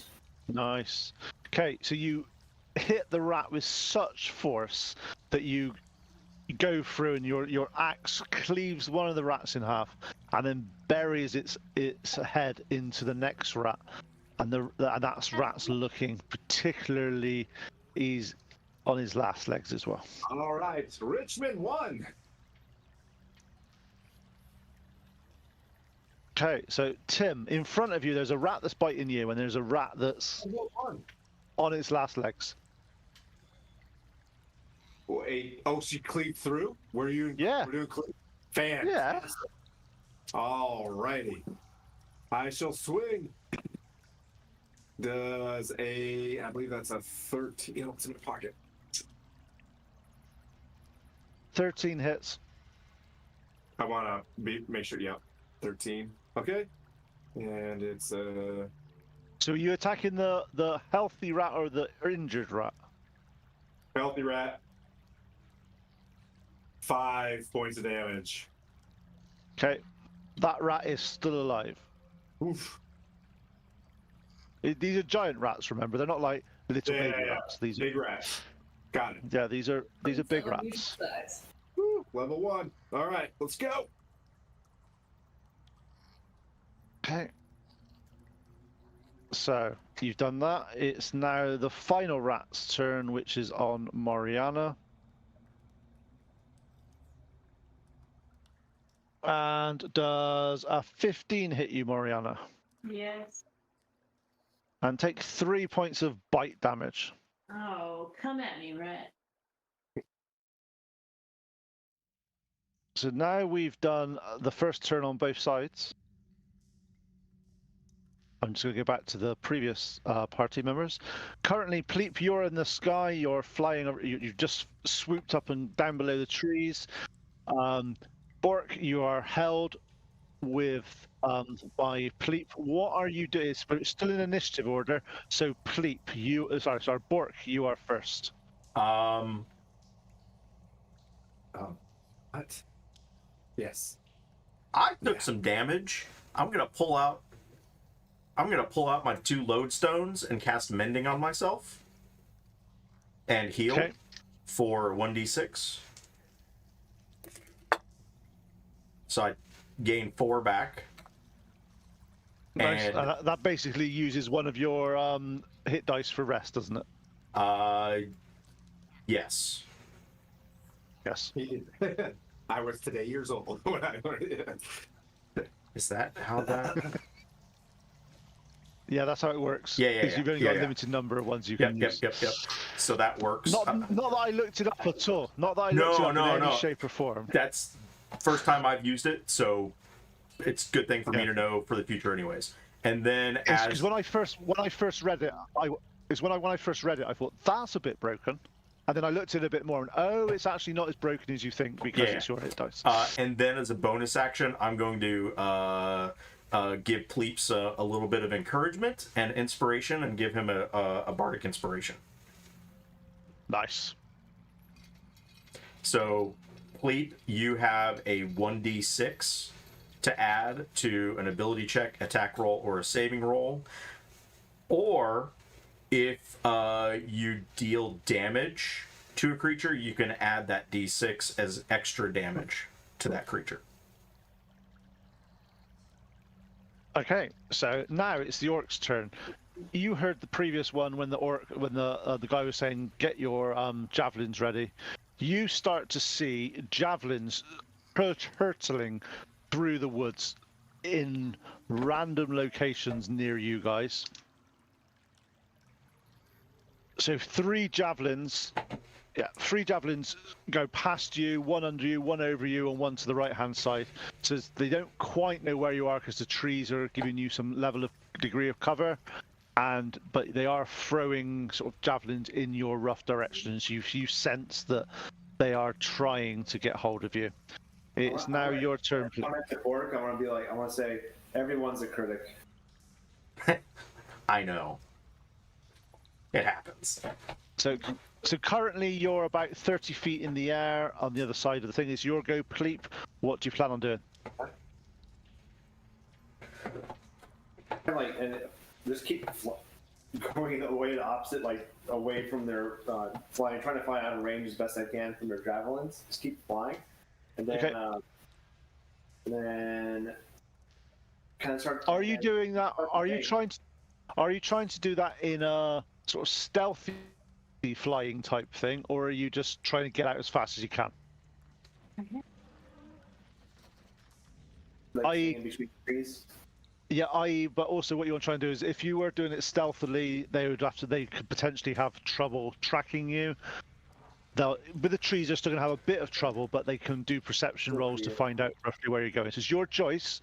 Just needs to know what you're doing. Yeah, stealthily. I'll do a stealth check. Okay, cool. Ooh, 7. Okay, yeah. As you are sort of going through this, you're trying to do the what in your mind you expected to do, like the hawks and that, and there's a various sort of birds of prey that they sort of go down between the trees. They keep low. You're a little bit bigger, and also you've got this metal lump with you that you're not usually having on when you're doing this sort of thing.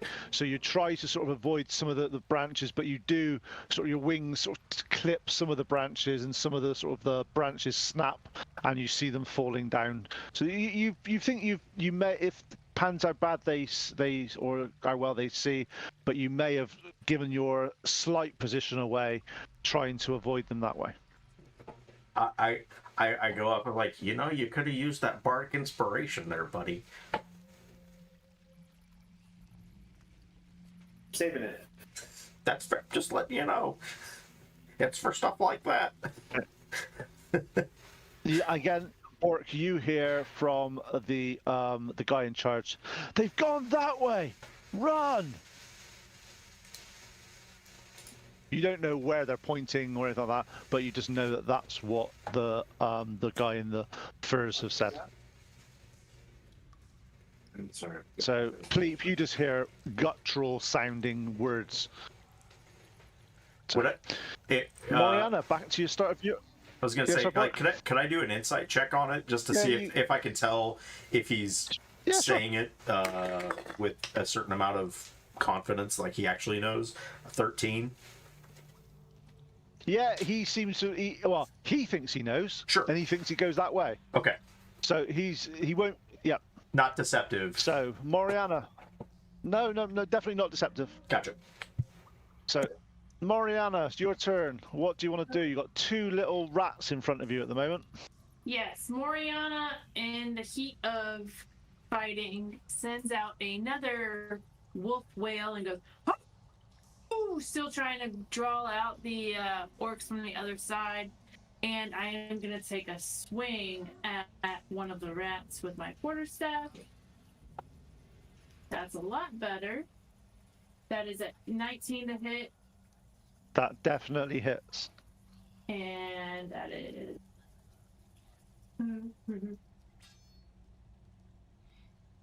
Oh. Oh no, I'm shifted, so it's a die 8. I'm sorry, 1 second. Your core staff goes up. Oh wow. Oh no, it's another 52. spell. No, it's a one hit point. Why? Yep. Hit point. It's different. It's a spell. You hit with your quarterstaff? Yes, but the die 8 is a spell that I haven't done. Yeah, that's Shillelagh. Yeah. She casts Shillelagh. She could actually hit with the wisdom mod to attack. We hear. Hold on. Oh yeah, you know what? I will do that because it is a cantrip. Yeah. So for next time you can cast it for the next attack. You are right. Okay, Nice. 1 hit point. And Okay. So yeah. okay. Rat 1 that is against you, Moriana, that you've just done 1 whole point of damage to him. He starts to gnaw on your, tries to attack you, and rolls an 11. It does not pierce me. Okay, so you see he basically bites you in an area that you've got sort of thicker clothing. It doesn't seem to go through to your skin. Tim, the rat on you. See. 17. Misses. That's a miss, sir. Okay, Zora. Ooh. Rat. One rat's obviously dead, so it can't attack you, but the other rat. 1, right? Yeah, does a 14 hit you, Zora? It does. Cool. And take 2, so take 1 point of damage because you're now raged. Okay. Got 17 hit points left. Yeah. Don't tell me that. I've got something to aim for now. Okay, I mean, Zora, I it's was your talking- turn. Yeah, hey, buddy, I'm feeling good, but if you could take a couple of these hits for me, that'd be nice. Be nice. Yes, ma'am. Zora, your turn. You've got a Congrats. reasonably dead rat. You got a reasonably dead rat in front of you, and a not so dead rat in front of you. So I'm gonna obviously swing for the one that's the I already took a shot on. He's already injured. Yep. Probably.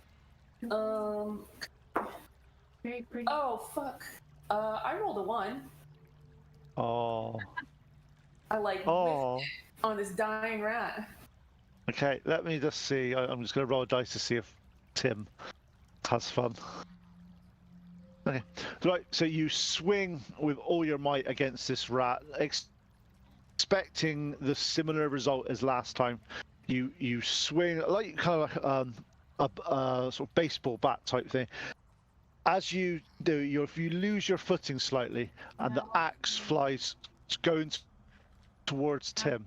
However, as you slip, the axe bites into the ground just centimeters away from Tim's foot. My bad. So you did not hit him. Tim. This is going well.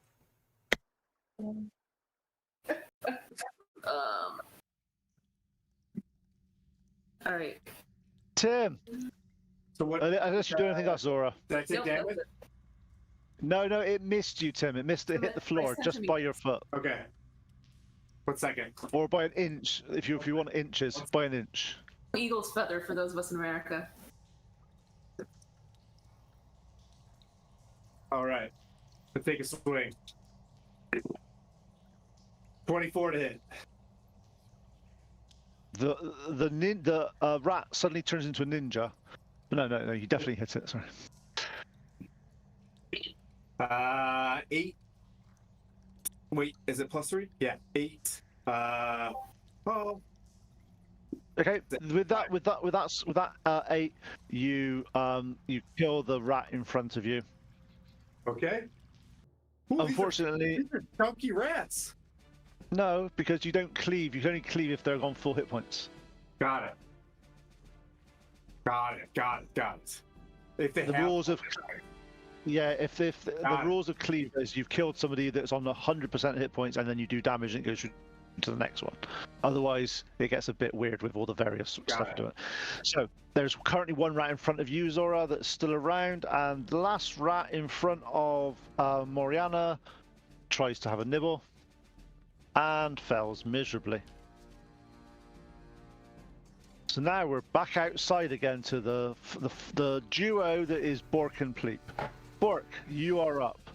You currently you've just flown through some trees. A few branches and a few leaves have been dislodged, and you hear the orcs. Well, you knew the orcs have basically said that they are follow, go that way. You don't know which way is pointing, but you're expecting them to at least have some clue where you've gone. What are you going to do? I'm guessing from our position we can't see them. You can give me. I'll be nice for this one because you're a little bit the way it is. I can give you if you give me a perception check, and we'll won't class as your action for this one. Perception. Yeah, 10. Yeah, I think you're not used to being in the air. You're not used to the aerial acrobatics that Pleep is doing to get people off your tail. You're not sure which way's up, which way's down. You're a little bit, and you look around and you can't see any of the orcs. That is totally fine. I'll just tell Pleep, like, get us away from these guys. Keep drawing them away from the cave. Yep, that's kind of the intent. We're trying to lose them, but if we can draw them away, that's even better. So, or they're still good. We just want to lead them back to them.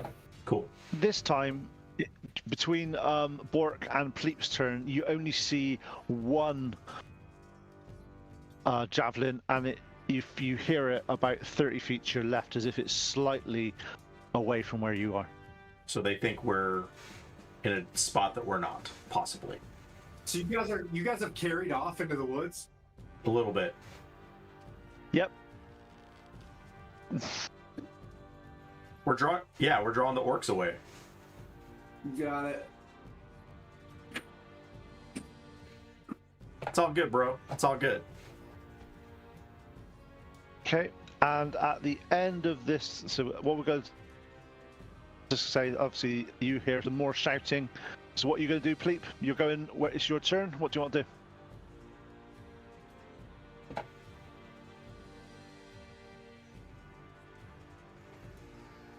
I'm gonna go ahead and just bank, like, get some more height and bank around to where the rear entrance was. Go towards that way. So you're banking around and going towards the secondary entrance. Yeah. Cool. Okay.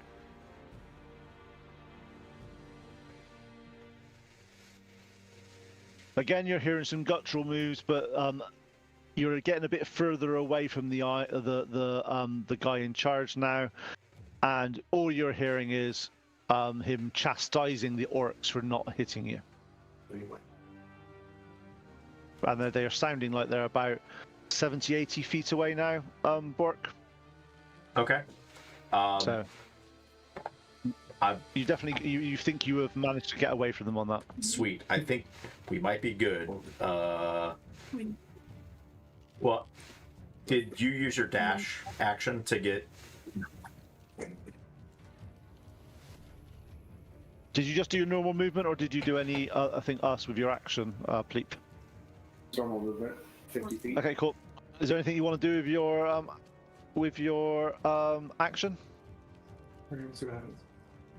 We want to tell them that we're going back to the cave to help our friends out. Okay, cool. Okay, nice. The rear entrance.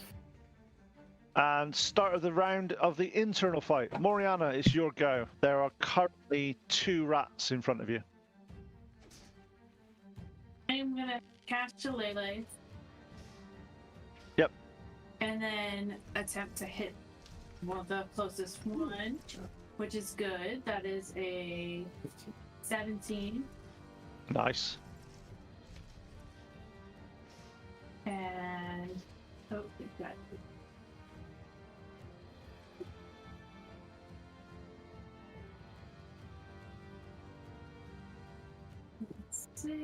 9 points of damage. Okay, yeah, you Did you hear that, everybody? Right here. There's you a lot smack- of tension in this because this is completely fucked. I just, I'm quiet only because this goes against everything that I'm just like, oh god, oh god. Okay, your shillelagh, your quarterstaff turns into this more gnarly tree branch, and as you come down, you smash this poor little rat into smithereens, and he turns into a little jam pool on the floor. 3 rats dead. 3. I'm gonna move back towards Zora and Sir Timothy. Okay, if you do that, you're going to get attack of opportunity by the other rat, because there's 2 rats by you. It's your choice. All right, no, I'll hold. Okay, that one's dead. That one's dead. The final rat on Zora seems to trip over its own bite and land on the floor. That one. Zora, you're up. There's a rat in front of you that's just decided to eat some mud. I got mine. I got me.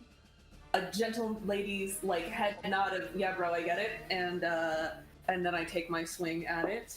14 plus 5, 19. It's dead, and there's no need to roll damage. It's only on 1 hit point, so you basically squish it as dead as it can possibly get. I'm really glad those rats did some work on us because it took me some time taking them last night. So they did their job. Good job, rats. Okay, Tim. Good. There's no rats left in front of you, and there's only a rat left in front of Moriana. Do I see the goblin or no? The shrieking goblin guy that I heard to my left? Do I see that guy? No, not with your eyesight. No. Oh, okay. I'm moving halfway, looking left to see if I see anything. It's dark. Oh. Oh god, he's got us by the bottle sack right now. Okay, all right. So I'm gonna kill this rat. I'm gonna get you. He's got us. It's a goblin. I can't see. I'm blind as hell. I can only see in there. So I'm going towards you where I can see light. Zora! Oh yeah. Okay. You Roll to attack. All right. Can I get a rat? Gonna need this. Yep. 24. You hit. 7 slashing. Yep. You chop it in half, and he dies, deaded. Can I see now? You can see No. where you are there, Tim. You can see into the main area, and it's a bit dim light into this because there's a big fire in the big area. But where you are, it's got a few shadows coming back, and there's no natural light that you can see from the area that the rats came from. Zora, you can move too, I think, as well. And at this point, we're going to have a break because it's 10 past 9, and you guys can recover and have a little chat about what's happened. So, back in 10 minutes, guys. Should we say 9 minutes, so 20 past 9? Yeah? Yeah, 20? 20 minutes? Oh, so No. how long? Yeah, 10 minutes. So Okay, 10 yeah, minutes. perfect. Don't forget to come back, everybody. We're gonna You got to see what happens. We're gonna turn it around.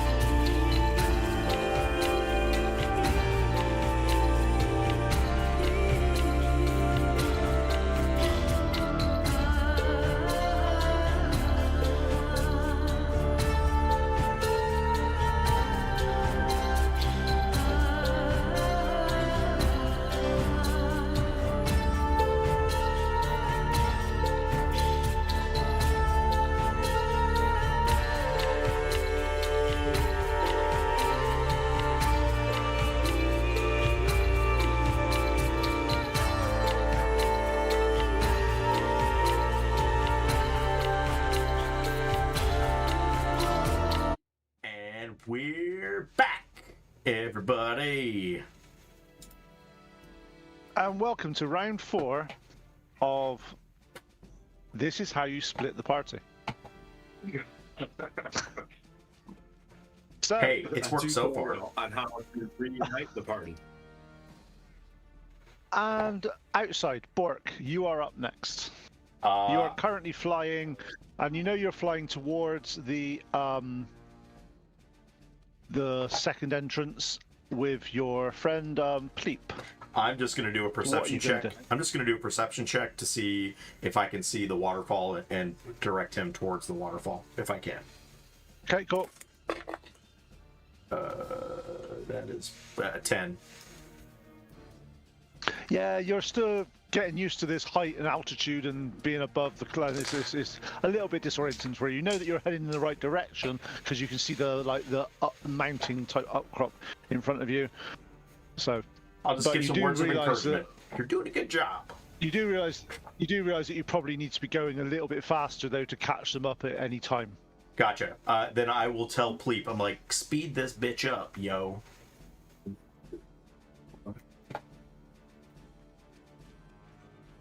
Use your dash action. All right, go as fast as I can. Okay, so you as that now you double basically your movement and you are soaring as fast as you can. Yep, you're en route to the new area. We'll do some movie magic in a minute, because otherwise you'll take too long to get there. Because if you remember correctly, it took them a little bit of time to walk there, and flying you might be a few rounds, and it might just be a little bit boring for the outside party. And the inside party may die horribly soon. Okay, right, so at the end of your turn, the rats are all dead. Moriana, it is currently your turn. What do you want to do? I'm gonna turn around to my friends and say, do you guys want to move forward, or you guys want to go back to the front of the cave? So, you want to kill an ogre with me? I mean, we still have to rescue some people, right? Like, Moriana, you said the people were all, I don't know, somewhere around the corner. You vaguely pointed something. Yes, there's 2 over here, and then about 10 across the way over there past the ogres. So we gotta get past the ogres to get I won't say preponderance because I'm pretty sure she couldn't remember the word preponderance, but a lot of the people. I don't know, man. That sounds like ogres sound like kind of some tough work. Maybe we need more people before we try that. I can heal, she can entangle. Okay, cool. Sounds good. I know. I'm just talking here. My drive is towards getting them, or we could move towards our friends and pincer. There's more enemies that direction. Towards them, towards Pleep.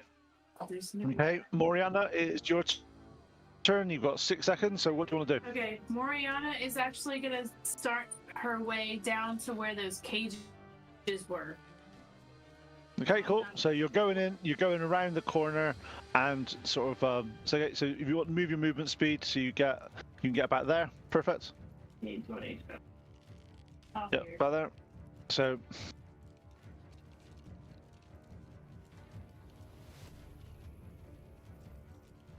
that's my turn. nice. Okay, at this point, who's there in that room? Just so I can see.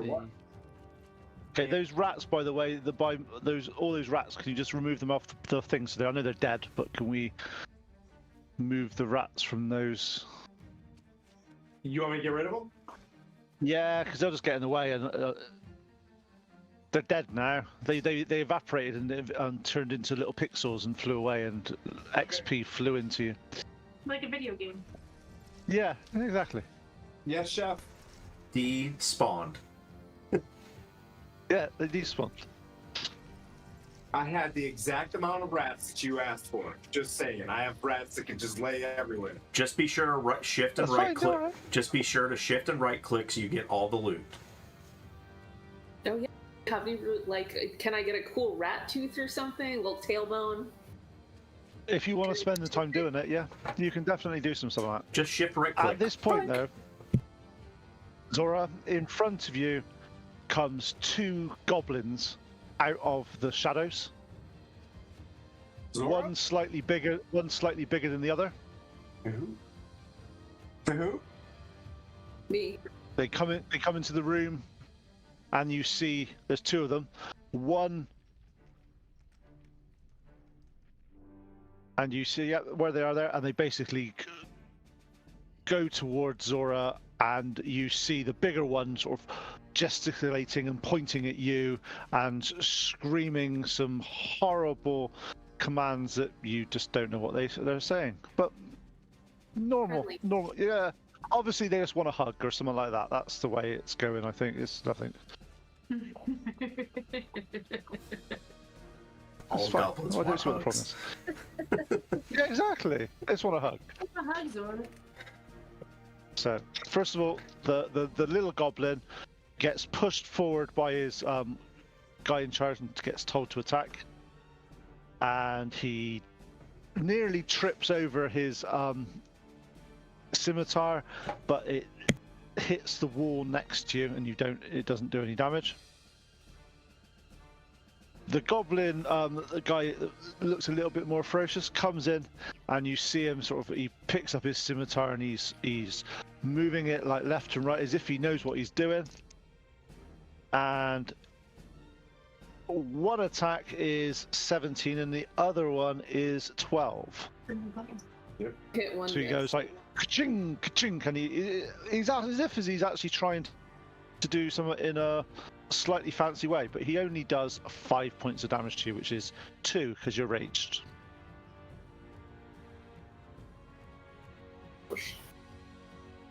Cool. Okay. It is now your turn, Zora. All right. I am gonna swing for all I'm worth on this closest one. Super violence too. Which one are you going to attack? You're going to attack the goblin or the bigger one? I'm gonna go ahead and go for the big one. Okay, cool. The bigger go home, right? 15 plus 5. Dirty 20. That definitely hits. Oh my, 12 and 4, 3, 5, 9 points of damage. Okay. As you swing for this goblin, you see him duck down, grab hold of the goblin, and drag him in the way of your mighty blow, and you sever the arm of the small goblin as he falls to the floor dead. Wow. Did you see that? These guys are jerks. You should hit one. Is it the big guy? The big guy just Yeah, the big guy basically just sacrificed one of his little guys to not get hit. a jerk. This fight is summer's biggest event. Right? Tim, it's your unless you do anything else, Zora. Nope. Tim, it is your go.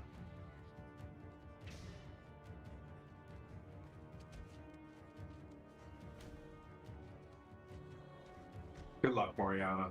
Free him. Give me a thumbs up. You're going for the dudes? Yeah, I'm Where are you going? You're going. All right. going back this way. I'm gonna take my hand axe out, last Mohican style. I'm gonna chuck it at the goblin in front of Zora, and I'm running straight across where Moriana said the other guys were. Pardon? Sorry. What was that? I got confused. 10 with the hand axe. Chucked my hand axe miss. at the goblin. You miss the goblin. And then where are you running? No, I'm sorry. A 20 to hit for the. Okay, that one hits, but 10 definitely missed, you see. Yeah, all right. 7 damage. Okay, cool, yep. Way stuff for Yeah, this. sorry. This is 15. Okay, so where are you going, Tim? Is the goblin still alive? Yeah. Okay. Zora, get my hand axe back. And I am going to.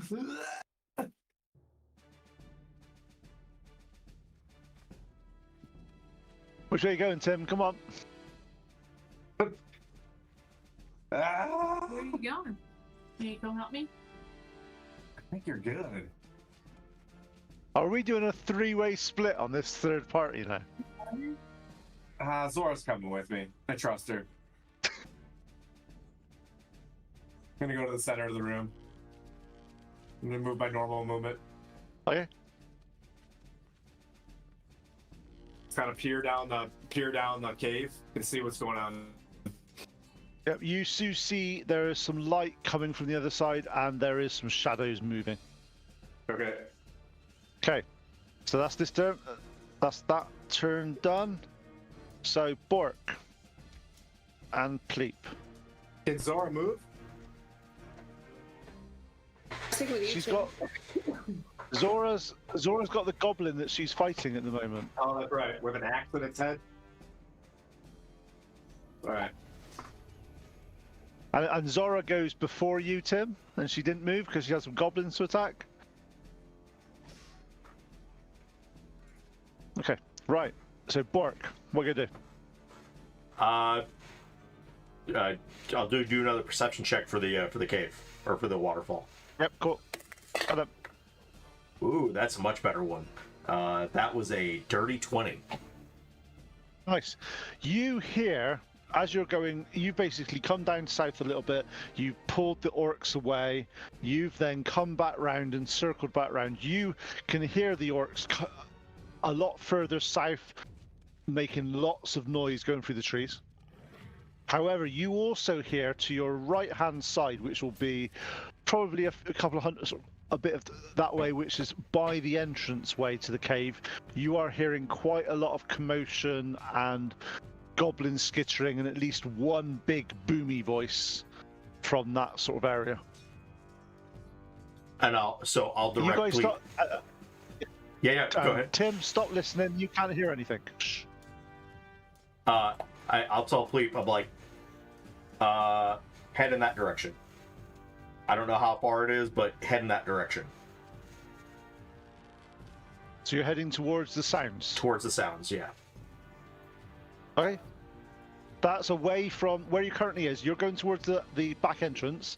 That's towards the front entrance that you just left. No. Keep going towards the waterfall. Yeah, so what you take from that is there are more creatures that have come out of the tunnel Gotcha. than just the orcs. Gotcha. Yeah, like keep going towards that back cave. Just keep going. Okay, Pleep, are you just going flat out again? Yeah, fine. Yeah, dashing. Yeah, cool. At the end of this turn now, you start to see the pool coming into view, and you can see it there. Your next one, you'll be able to swoop down and actually getting through the water if you want to. And anyone that's listening, we have just waved our hands on some movie magic there just to make sure it's a bit more interesting for people. Okay, Hooray for movie inside magic. the cave. Yeah. And Moriana, it's your go. What are you up to? Moriana is still moving. Is gonna run towards the cave. What are they called? The cages. Cages. Okay. So as you walk you go past this room. You get into the room which are full with bones. As you get to there, you see that there is one goblin.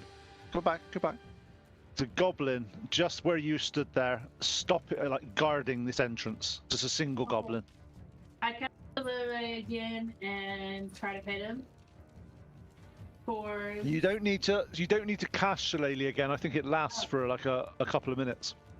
Okay. What's the cantrip? So 16 to hit. Yep. And that is 10 points of damage. 10. Yeah. Okay. How do you want to do this? Yeah. So I take my. Back to golfing. You know, it's like the Rafiki. You know the monkey from Lion King. Yeah. I know where. He she spins her stick around and just whacks him in the head and knocks him out. Okay. And his head sort of just goes hits the floor dead. And then Nice. I continue to go my full movement towards the cages. Okay, yeah, you are about sort of 10 foot away or so from the cages on your movement speed for that. Nice one. Next one is the Goblin King tries to beat Zora. And 18 and a 11. One doesn't. So one hits again. 18 and 11. How many goblins are in front of Zora? One. Okay. Oh, He just has 2 attacks. oof. 6 points of damage, so 3. Oh, this is the big goblin. Yeah. Yeah. I thought that one died. Okay, now it's okay. All right. There's so Yeah, much I'm going starting to on. look like I got some black guys, man. Maybe healy action if you wanted to help. So Timothy's Yeah. actual perception is way low right now. Yeah. So confused. Okay. I got Okay. it. I got it now. Well, now I have to. Yeah. Damn it. Okay. I was like, why did 7 not kill that goblin? I've been a DM for a long time. That's because it wasn't a normal goblin. Everybody else knew that wasn't the normal goblin, yeah? Described Okay, as sure. much larger, bigger axe. Picked up the other goblin and used it as a shield. Yeah. Yeah. Not Just quite checking. a hobgoblin, but not a regular goblin. And Zora, it's your turn. I'm a cool goblin. It's your turn. You've got the not so cool goblin in front of you. Maybe he's a dice goblin. That's the problem. You got him, Zora. Be good to me. You were not good to me. 1. Oh. Again, you're going in the naughty dice stack. Okay. Okay. Again, this time you try to hit this goblin. As you come in, you hit. You must have got your hands must be a bit sweaty, and your axe is just sort of fallen and landed on the floor. Liquid It's a free, blood. yeah, it's a free action to pick it up, so it's not a problem. But it's on the floor currently. Tim, you hear Zora drop her axe on the floor. Yeah, coming back.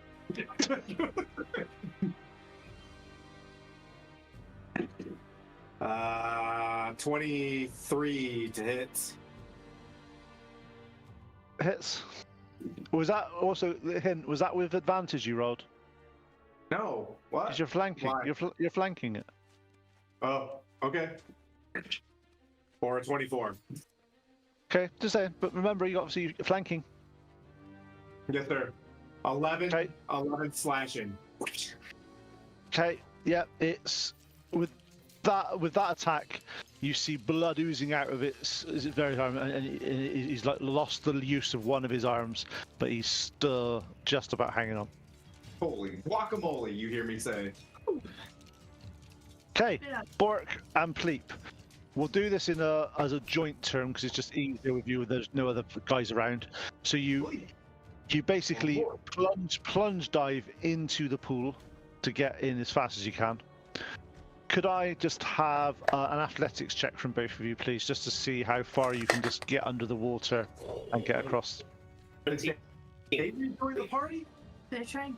Hey. Dirty 20. So, and Pleep. 17. Nice. You get through. You manage to get through, and you start to your head starts to come above the water. As you start to come out in front of you, you see Zora battling. Actually, you see Zora's axe on the floor. Zora looking a little bit bewildered, and a goblin, the biggest that you guys have ever seen, in front of her, but looking like it's on its last legs. Does it look like a boglin? No. Okay. Was that Pete? Would that Yeah, is that's that all. no bonus Yeah, action? that's all your actions and moves to get through. No. No, perfect. You're through. You've basically just got through. You just pulled yourself up. Good. That's all I needed to know. Cool. And now I can actually collate all this stuff and see if I can actually get you on a single sheet. 2 seconds whilst I'll do some admin to get you all on a similar initiative sheet so it's not confusing for me. And what we'll do is we'll start at the top of the round now with all of you. It just means it's just an easier way of doing this next bit. Also, before I do this, Yay! Zora and Pleep, what's your dex bonus, please? Cool, man. +1. 1. Okay, can you have a roll off, please? Whoever gets the highest, let me know. 17. Oh, nat 1. Okay, so Zara is going before Pleep then. The ghost moved from one side of the to the other. Okay, so start of the new round of combined initiative, because you're actually all roughly together, is Moriana first. You are currently in front of the two. You're about sort of 20 foot away from the cages, so you can get to the cages this turn. I get to the cages and try to see if I can figure out how to open them. They looking at it, it looks like that it's just a bit of rope that's wrapped around. Nothing too hard. You could either just, if you've got a dagger, you can cut it open quite easily, or you could spend a bit of time unraveling it. It's your choice. The knife, if you've got a dagger, it'll be a lot faster. I don't think I have it.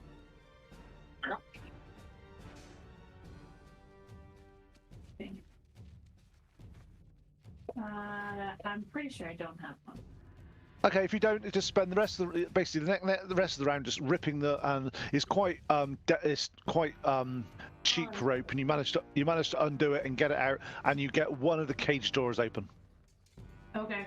At that point, I try to open it, and I'm gonna try to give him some water from my Do they look whatever skin. lichy? Yeah, there's 2 liches in the level 2 dungeon. Yes, that is true. That would just be mean. The cages were their phylactery. You start to pour a bit of water in, and you see them try to drink, but they are very weak, as we described earlier. But the one you've managed to give some water to. Good job. Bork, it is now your turn. You are up in front. You've got Zora in front of you with her axe on the floor, and the goblin that's poised to attack her.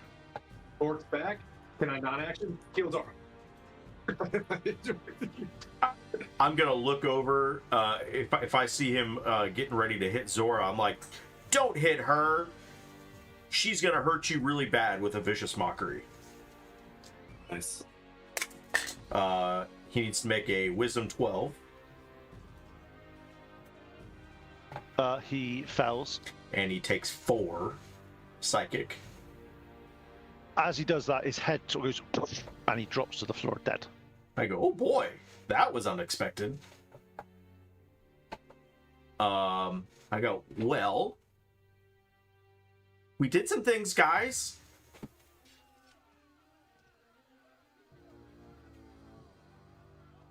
We did some things. Things were done. Okay. So, is there anything else you're doing this turn, Bork? You're currently by the water. You haven't moved. You just got out of the water. Yeah, so, do you want to stay where you are, or do you want to move into the room a bit more? I'm going to stay where I am, and yeah, just gonna stay where I'm at. You don't I don't you even don't know have what's dark going vision, on. do you? No, I don't. You don't have dark. So just to make sure, the only people in this party that have dark vision is the shifter, and that's it. Cool. Correct. Just so I know. Really? The bird doesn't have dark vision? Okay, Gary did. Okay. Yeah, Yeah, Noinac the bird does. doesn't have dark vision. Alright. Yeah, so I'm out of the water, Just standing in the group, can't see anything. Yeah. Where you are, it's quite dark. It's really dingy here, and you can see about sort of 50-60 feet in front of you quite a large campfire, which is getting light nearly to the entranceway of the big door. And to the left-hand side, where you're facing, your left-hand side is just a big dark expanse. Corridor. Gotcha.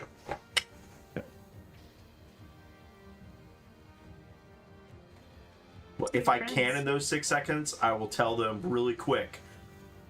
We got the orcs outside and something else, and a bunch of other things too. I don't exactly know what, but we drew a bunch of stuff outside. Got it. We're running out of time. It's ogre time, guys. Now that we have mass, I think we should. Yep. It's ogre time. Is this goblin still alive? No, he's dead. Bork exploded his head. Good. Ooh, nice. Good riddance. With kind words. And Zora, it is now your turn. Okay. Let's swing for some orcs, man.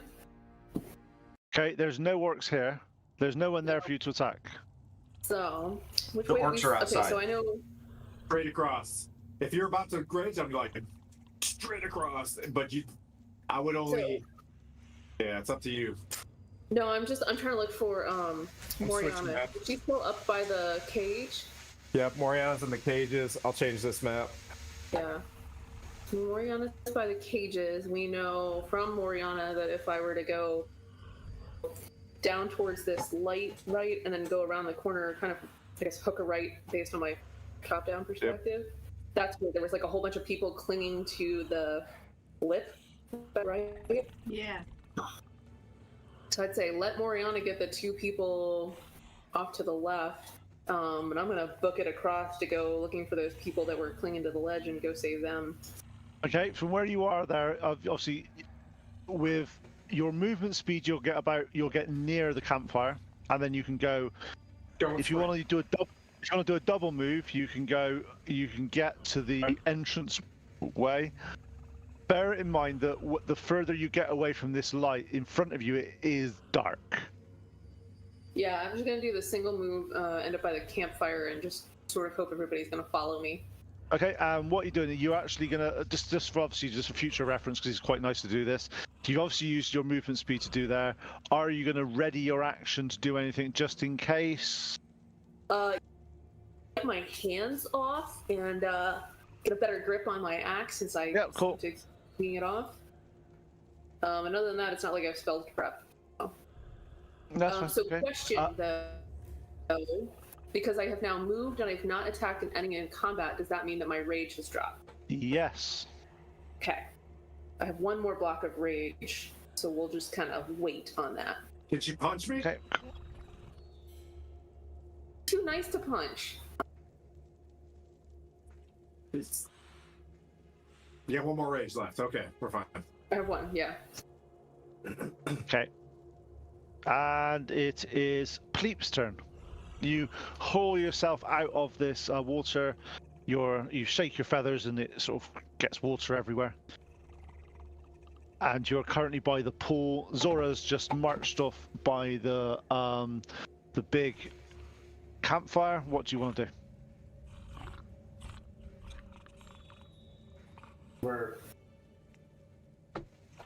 I'm going to my surroundings, like just see her just run off. I'm like, where the hell she's going?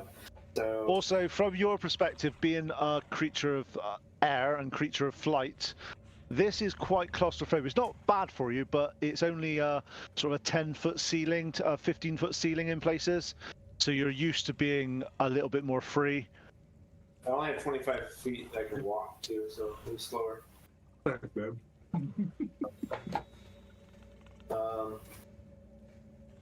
I'll follow Zora then. Okay, cool. You can get nearly up to her speed. Cool.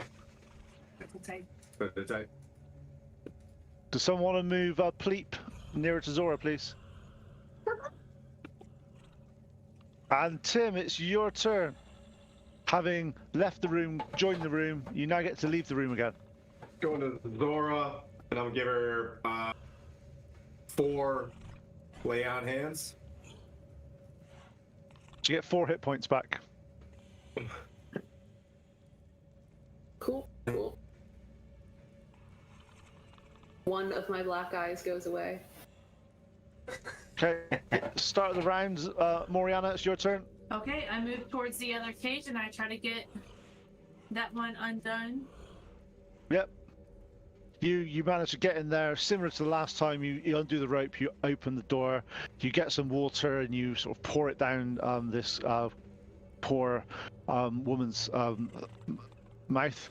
You see the other one to the left-hand side now is starting to sort of come to a little bit, and eyes are starting to open up, and she sort of grabs some more water and she's drinking. So seems to take a little bit, like a round or two to recover, but they're definitely coming to. And the one in front of you, you give some water and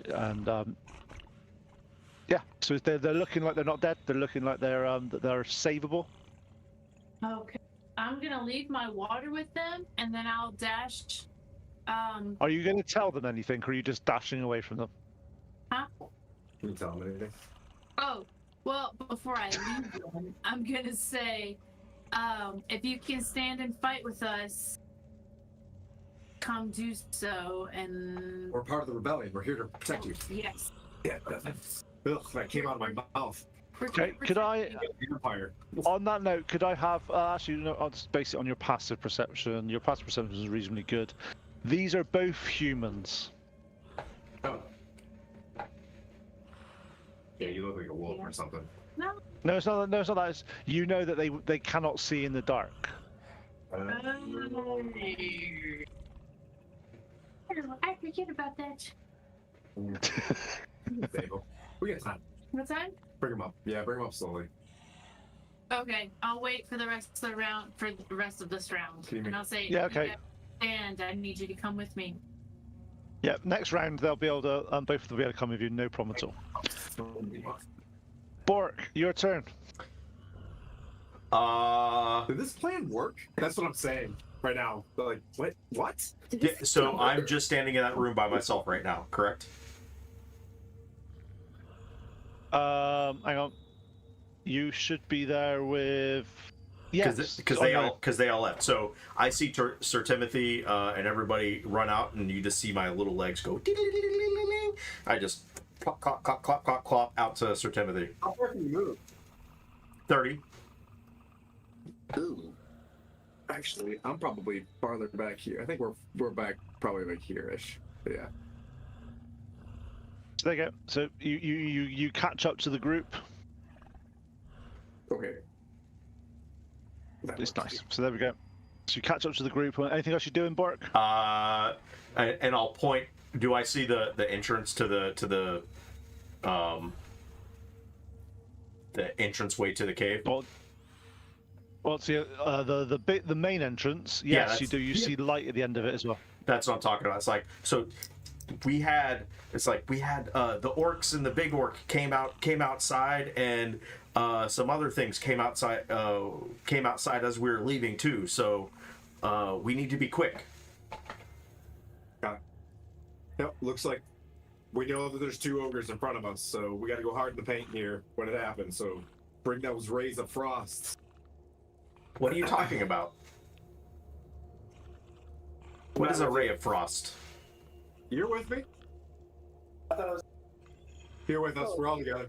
What is a ray of frost? Bring your things that hurt. Oh, my nice insults. Okay, you got it, sir. Yes. Bring your nice insults. Okay. Anything else, Bork? That's it. Hey, Zora. Yeah. Oh man. I'm like, if I go straight down, not south, but like down from the light. Yeah, I know what you mean. Yep. Yeah, and then, So then I go right. Yeah. So you're walking as far as you can away from the light towards the darkness that you can see. Yeah. And like, hold on. I don't have an iron pot anymore because somebody used that to do poop. But hey, I have a torch. How do I like just light this thing? Right? There's a fire next to you. You can just put it in. I don't have to do anything else. Sorry, I've never lit a torch in D&D before, but I'm gonna whip that bad boy out of my bag. I got the torch in one hand, I'll light it, and I got my my axe in my strong hand, and I am moving forward carrying a now lit torch. Yep, you know from doing this previously, because you've had to sort of look out yourself before, is generally what you need to do in combat on this when you've got obviously you've got your torch at the moment, is you need to drop it in combat so you can fight with two weapons. Because you need two hands on your axe to fight. But if you drop the torch on the floor, it stays alight for at least 5 or 6 rounds. You've never had a problem going out before, and generally, you being you, things have either died by then or things have always died by then. So. Okay. Well, that sounds great. Okay, so you've done that. You've walked across there. That's great. As you get across there, could I? Where's the picture? I've lost my picture. Could you zoom down a little bit? And there's only one ogre in there, and it's the female ogre at the moment. Ogre. Calling her. The lady ogre. That would be Logal. So you see this hulking creature in front of you that's a good... Hang on, let's see, make sure I get it right. Yeah, about 10, 11 foot high. Ugly as sin. Really, like, basically it's like a... Describe it as an orc that's tripled in size type thing. Very, very massively muscled arms. Oh, so we look alike. They're bigger than you, sorry. They are a large creature, you're medium. Oh, fine. As you see the orc, and then you bring the torch in, and you see the ogre turn to you, eyes light up. And it looks like it's poised to attack you, but it's not its turn yet. So, Pleep, your turn.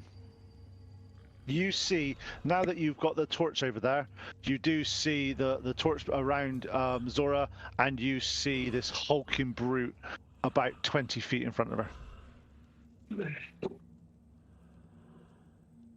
I gave her a circle. Can you see yourself better now, Zora? You have a circle around you for raging. Yeah, okay. Makes more sense now. But she's not raging. But she's not. I know, it's like She's brown not- on brown on green. Remember, she's not raging yet. Not yet.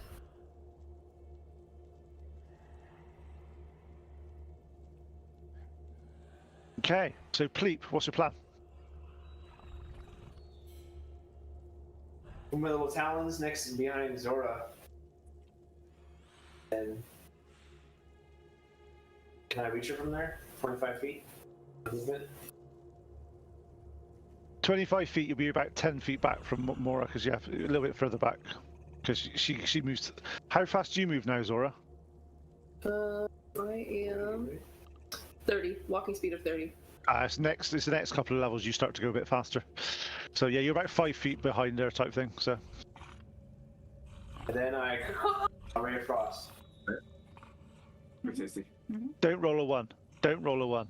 Don't roll a 1. Don't roll one.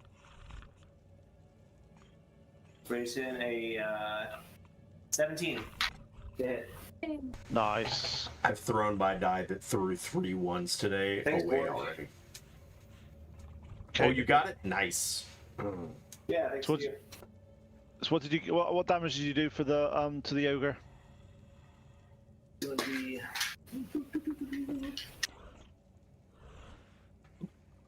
6. Nice. damage. And slowed by 10 feet. They're slowed by 10 feet. Nice. If I'm you, hear me. Okay. Next person to have a go is Tim. I'm moving. I'm coming up next to her. I had my hand axe, and I'm gonna chuck it at this thing. I'm gonna Okay, get cool. up side by side with Zora, and if I can't reach him, I'm gonna chuck the hand axe. Well, the two choices you've got is you can either double move right in front of it, or you can throw your axe at it. It's your choice. How bad does she look injured right now? Me or the Yeah. the fork? Fogre. You. I look like about 16 out of 23. If I was getting real specific. Yeah. I think we're good. I think we're both. If she takes It's one your side, choice. go the other. Okay, that's cool. So can I have a your attack roll with your axe, please? Yeah, it's a miss unless a 10 hits. It just misses, like Oh, okay. just misses, and you basically die. It goes head over and it buries itself just between its legs, and you see the ogre go, "Huh?" What's up, Foxy Lady? Let's do this. And at that point, the ogre's turn gets up, and you see how it basically starts to sort of lumber towards both of you. Cringing. And let me see who's it going to attack. Okay. And it's going to. Definitely wants to hit the guy that just threw the axe. Yeah, 23 on the guy that just flew the axe. Oh, dang! What? That's a hit. What is this? Okay. 9 points of damage. Ooh. As you feel this great club completely smash you on the shoulder. I regret my choices. Whew. Okay. Top of the round, Moriana. All right. I looked to the two humanoids that I rescued and I asked them what their names are. Okay. One of them is called Nesper, and that's her family name, and her the person is called Yondra, and she looks relatively sort of like she's a teenage girl.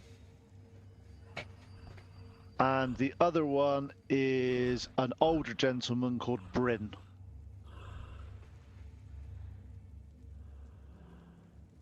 Last name Shander. Austria. Okay. And they get they. How long they've been? Roughly, how long have you guys been down here? Do you know? About 3 days, 2 to 3 days. We're to be honest, we've not had any we didn't think we were going to make it, but you've saved us. What's happened to all the creatures? We're still trying to rid this cave of our enemies. I'm gonna get you guys to safety. Follow me, and I lead them out to like the little water. Okay, it's going to take you about 2 or 3 rounds to get out that far. Actually, you can move. You can double move, so 2 rounds to get that far. Okay. So we'll move out. Okay, so as you move out, this round you can get. If you look on the picture, you can get back to the main cavern this time. And once you get there, you do see light now coming from the entrance to the ogre. You see an ogre standing over your 2 colleagues, and it's basically in melee combat with its great club, smashing as much as it can across the guys. So you see that there's combat going on. Okay. Bork, your turn. You obviously seen the ogre land a mighty blow on your paladin friend. I'm gonna run up to next to Pleep, and I'm gonna pluck a quick feather out of his butt, and I'm gonna wave it in the air and cast Tasha's Hideous Laughter on the ogre and tell it a really funny joke. It needs to make a Wisdom 12. Please roll bad. The ogre starts chuckling. And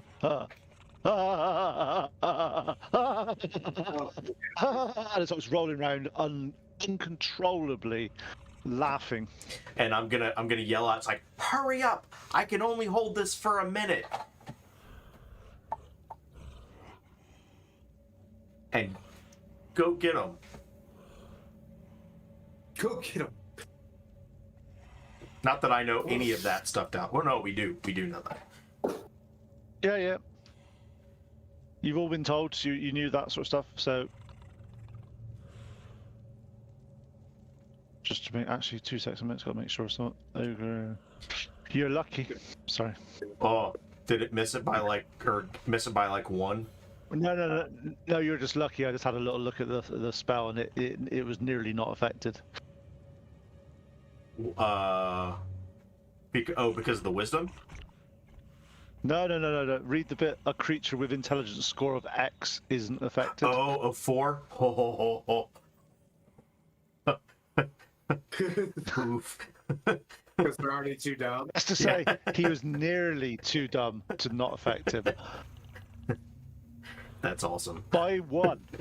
By 1.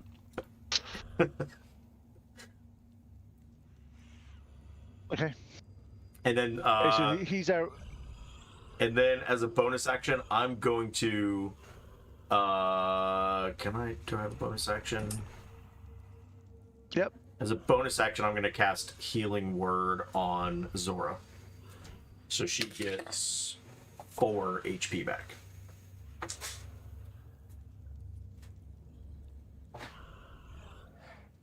You're pretty good now. Okay. So that's your turn, Bork. Yeah. Zora, it's your turn. Okay. You've currently, in front of you, there is this massive ogre that it just seems to be like sort of pounding on the floor in absolute hysterics and laughing constantly, unable to concentrate on anything other than laughing.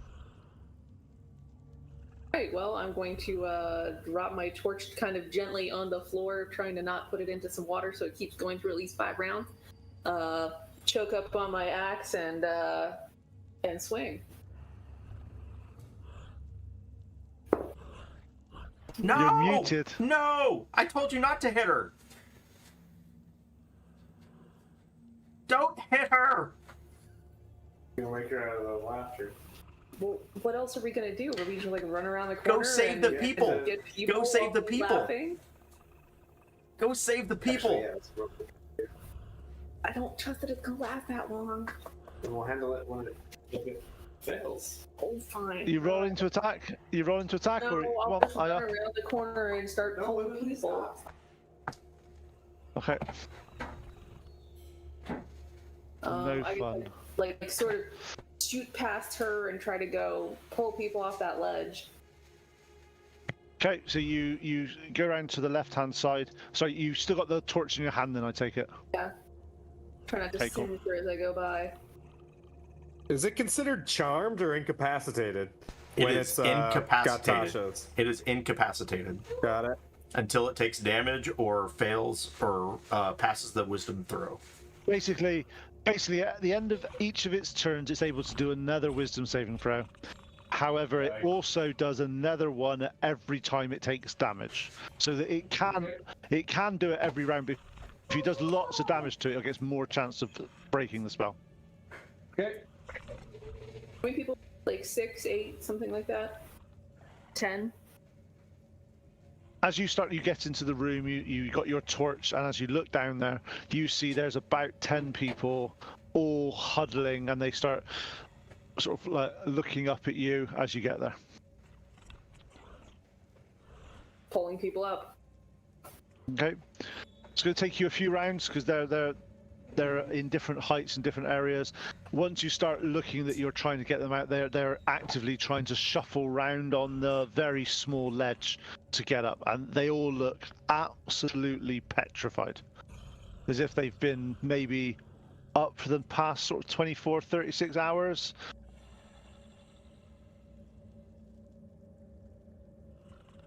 Okay, Tim, you're going. Heading in, helping. Okay. Ogre's turn. Okay. Right, he's still laughing his ass off at the moment.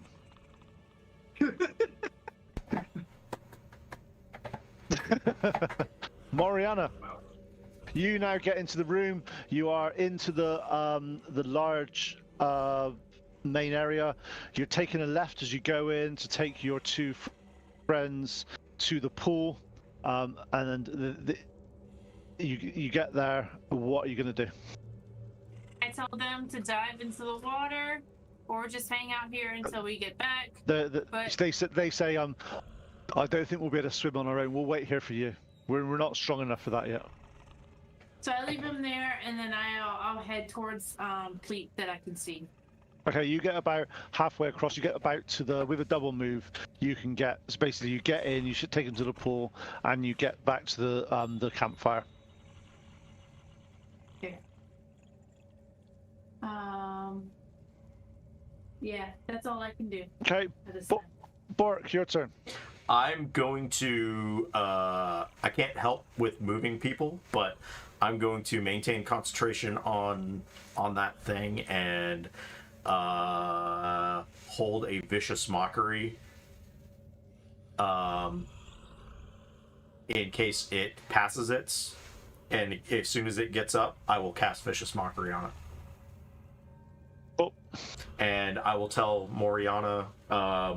They're in getting all the other people. Okay. I'll be there soon to help out. Don't hit the ogre. Okay. Copy. Okay. And Pleep, your turn. I love you guys. And, is there any other like people on the ledge that I can get? Is it big enough for me to like? Are there any small people that I can maybe pick up off the ledge? No.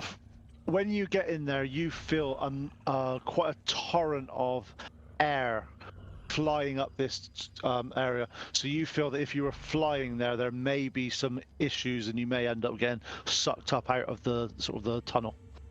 It's basically like a natural chimney that's sort of coming up and through some of the caverns that seems to take air up, and it's going at quite a force. That's one of the reasons why you think these people were so scared, because the wind that was howling up was moving them in places when they were trying to hold on. Quite a nasty, tortured place, to be fair. Then help. Yeah, as the people come out, then just kind of guide them towards where the exit is. Okay, cool. Tim, you doing the same? You guiding people? You helping people? Helping, guiding, using my strength to get people out of there. Okay, it's the ogre's turn. What's the save again? 12. Yeah, he just about misses that one, like literally on the skin of his teeth. He looks like he was maybe just about to not laugh. You get a little bit paranoid because he stops and looks, but then starts laughing again. I tell another joke. Yeah. So what we'll do is, because obviously you're all going to be doing this for the next few rounds. So what I'll say is, if you guys are, for the next round or two, you're making sure that all the people are up out of the hole. You get them all roughly sort of together and you're ferrying them across. All I'll do is, because of the way it's going on, it will take a long time to go through round by round by round, and it's not the most interesting thing for you guys to sit through. However, what I'll do is at the end of each of the rounds, I'll roll to see if the ogre wakes up in that round, and if he does, we can then do some stuff. Otherwise, it'll just be our constant, are you doing this again? And it just gets a little bit dull. So, next 2 rounds, the ogre is being effing useless and laughing his ass off doing stuff. You get 8 of the 10 captives. You're funneling them across, so they're currently going through past the campfire. As you are then ushering the last survivor past the ogre, you see the ogre snap out of it, pick up its club. As I see that, I cast a vicious mockery. Yeah. Needs to make another wisdom 12. Oh, nat 20. Where was that earlier? Seriously, not 20? Sorry. Yeah. Oh, okay. Well, then nothing happens. Where was that earlier? That could have been much more beneficial. Okay, so at this turn, you've managed to shuttle all the survivors out, apart from one. You're bringing the last one through as the ogre wakes up. So start of the round, Moriana, it's your turn. Moriana casts Entangle on the ogre. Okay. With the way Entangle works, it does 20-foot like an area around. It will potentially also get the captive and stop people leaving that tunnel, because it affects everyone, not just the people you want. It's your choice.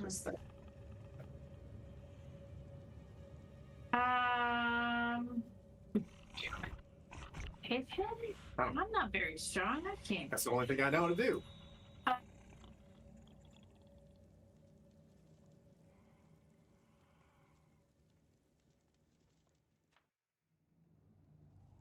We need to get rid of him. Okay, I don't want to block our exit, so I won't do that. Can I It's not you. angle his club? Unfortunately not. It's area effect, so it happens. It's got to do like a 20-foot square. Okay, I will hit him with my quarterstaff then. Okay, so you're walking up to him and hitting him with your quarterstaff? Mm-hmm. Which is Okay. a 18 to hit. That hits. And 5 hit points. Nice. Yep. You clunk him and it hits him and he goes, ow. Bork, your turn. From the other side of the room, I'm going to hurl an insult at it again and say, you hit like a goblin. Okay, so one thing I need is Moriana next to the ogre, by the way. Yep, Cool. she's there.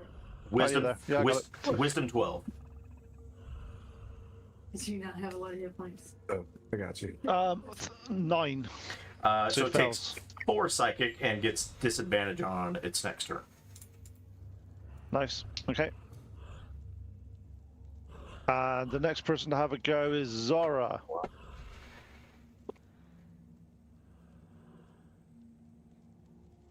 And I'm behind Pleep, right?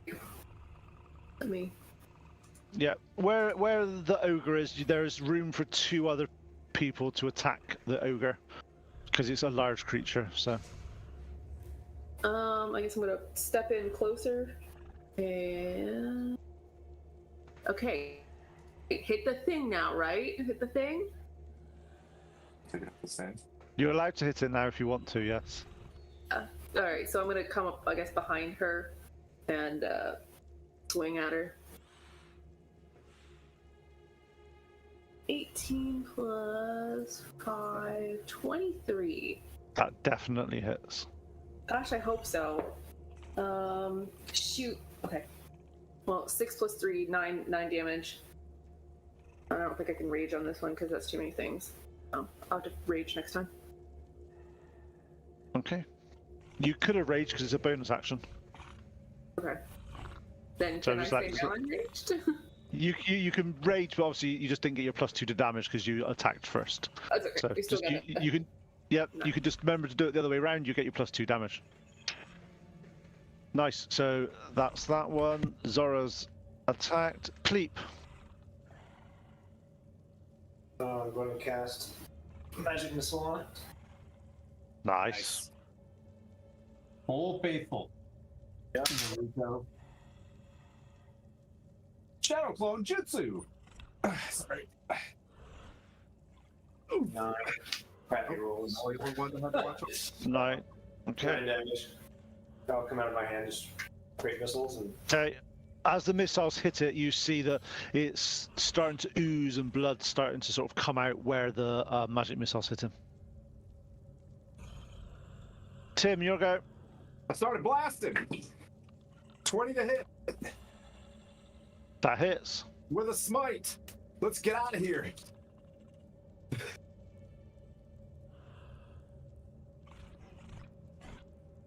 Radiance.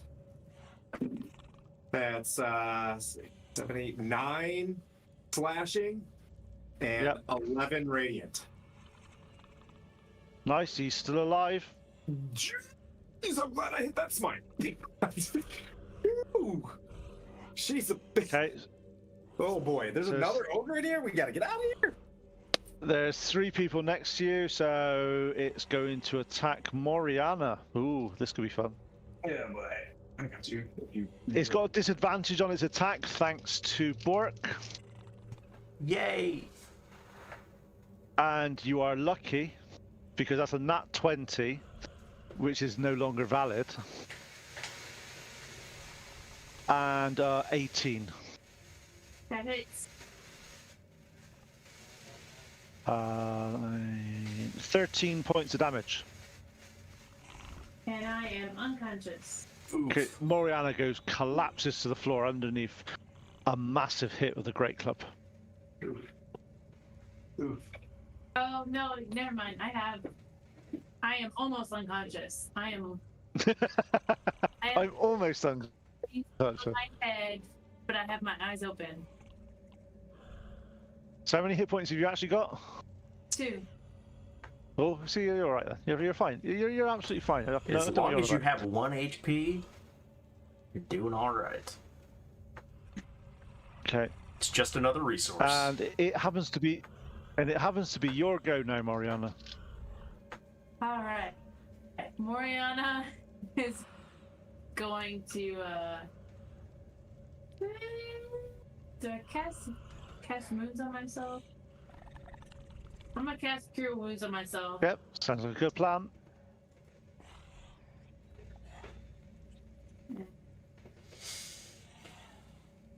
It's not great. Okay, you heal yourself, fine, and you're staying where you are. Yeah. Nice. Bork, your turn. I will hurl another insult and say, "How dare you hit a woman like that?" Wisdom 12. This time it passes. Dang it. Yeah, well, fine. And as you do that, the response is, well, I'm a woman as well. Fair. You just hear, fair. To the other side. Zora. So I am now enraged, and I'm gonna take another swing at it. 18 plus 5, 23. Nice. That hits. All right. 11 plus 5, 16 damage. Okay. How do you want to do this? What do you mean? I'm aiming for its like. Yeah, you've killed it. So Yeah. you so basically swing your great I axe through, and you swing, basically I'm aiming for right here and just cleave all the way down to the breastbone. okay. Dome. Okay, and you hear and you hear the ogre kaboom on the floor, and as it hits the floor. Hurry up, guys, let's get out of here. Way to go. Way to go, Zora. Which is good after I rolled 2 1s already this game. There's a lot of ones this game. Okay. Let's get out of here. Yeah. Okay, we're Just get out starting. of here. Go. Let's get all Okay. the people out of here. So it's currently Pleep's turn. What are you doing, Pleep? We're staying in initiative order. That could set a few alarm bells going. But Grabbing it's the fun. nearest, the nearest prisoner, by their hand, Yep. and just pulling them on, we are leaving. Okay, cool. So you do that. Tim, you're taking the last one across the main entranceway. Tim, your go. We're going. Yep. Okay, so he's got the last one. Yep.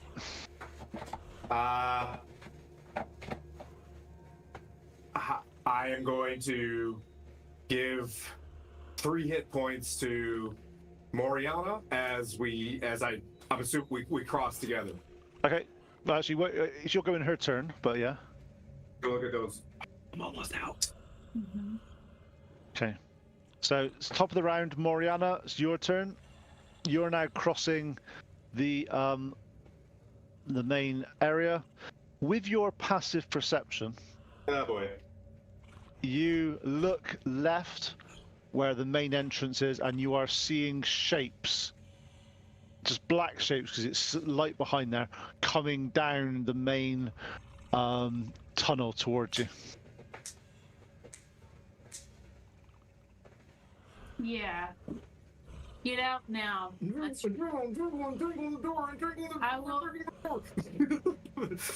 will get everyone out from behind me, and I will entangle the doorway. Yes, you're basically you're where you are now. If you move you back to where you're in the center now by the campfire, you basically going towards like you're going across the cavern. You look left. You see the black shapes coming down the main entranceway. So you guys are all out of the main area now. So are you casting Entangle on that entranceway, are you? Yeah, I'm gonna entangle on this entrance right here. Cool, okay. So that's a Wisdom DC 12, is it, for people to go through it? Square by square?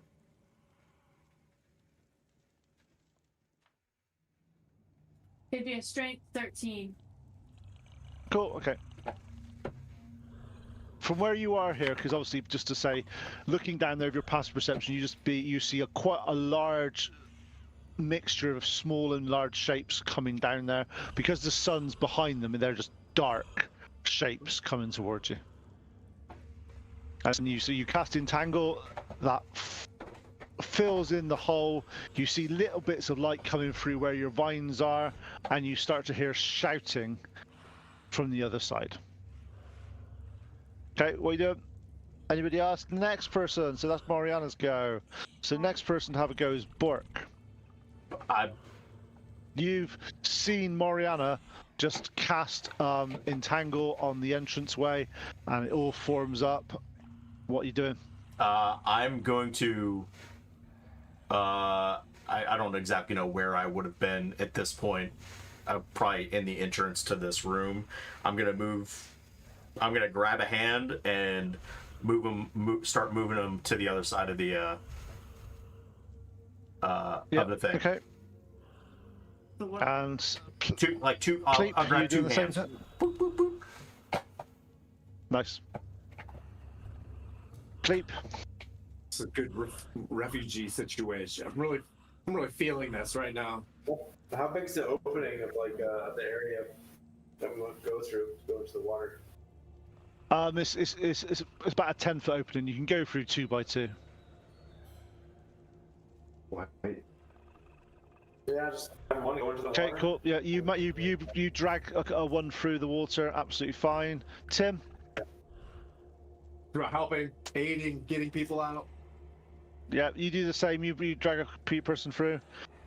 Now, end of the turn, you are hearing lots of noise and various things. Where's he? Sorry, Nico. You okay?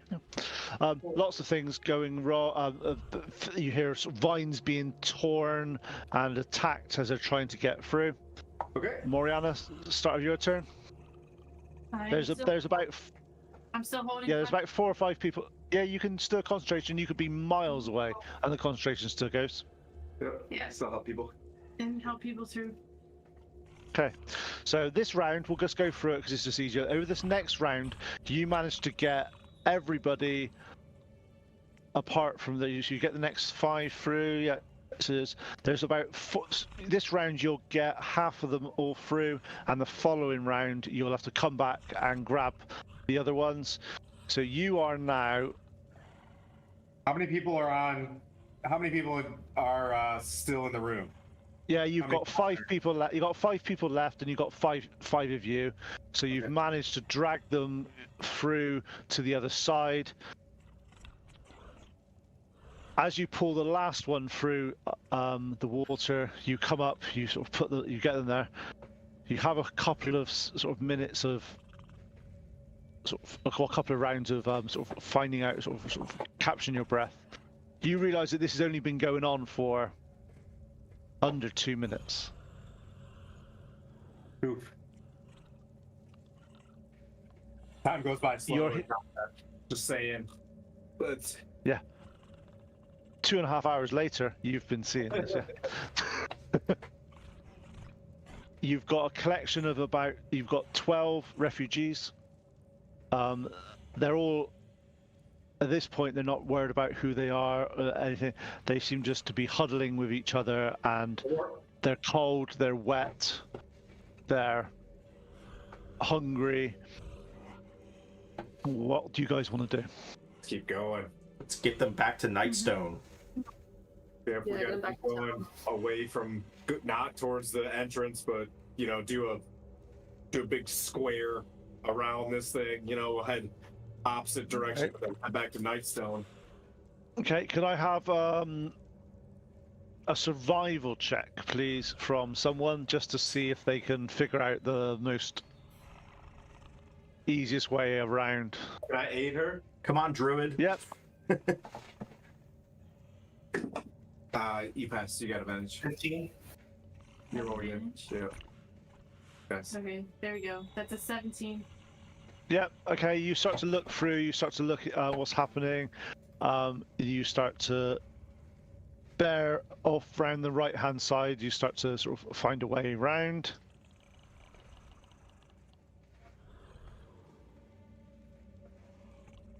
Okay, nice. As you are, you're a good couple of. You feel that you're making good time. You see one of the prisoners. You see an arrow hit it in the shoulder as it falls forward. Feel it. I'll go grab him. Okay. Yeah. As you look behind with your past perceptions, you see there seems to be like a lone goblin trying to sort of get around to sort of find you guys. And I point out. Who's got the best range? Pleep, you got some range? I got 60 feet. Dude, 60. call contact. Goblin in the open. One shot. That's about as much as I can I hurl do. a sweet, sweet goblin insult at it. 60 feet away. From 60 feet. If we're within 60 feet. Yeah. So it fails its wisdom saving throw. So it takes 3 psychic damage. Okay. Yeah. It's still alive. Pleep, are you going to attack it? Are we doing simulcasting right now? Because I'll drop Shields of Faith and put Bless on the gunship. I'll just if Pleep is flying us home. 11. You hit. Goblins are crap at armor class, so roll some damage. Cool. He's not got a shield or anything. He's gone full bow on this, so he's. 6. Yep. As you shoot it with your ray of frost, it basically freezes and falls to the floor dead. Oh no, I don't have a Goblin down. Nice. bunch. Ooh, that was everywhere. Okay. Over the next 5, 10, 15 minutes, you're constantly looking over your shoulder, looking around, seeing what's happening. The prisoners are on their last legs. You're encouraging them to constantly move. All they want to do is sit down and rest. They've a lot's happened to them in the past few days, but seeing their friend get shot and is currently being carried, it's too much for them to stay behind.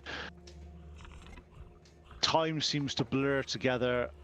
After about what must be an hour or two, you break out of the woods onto a trail that you recognize will lead you to Nightstone.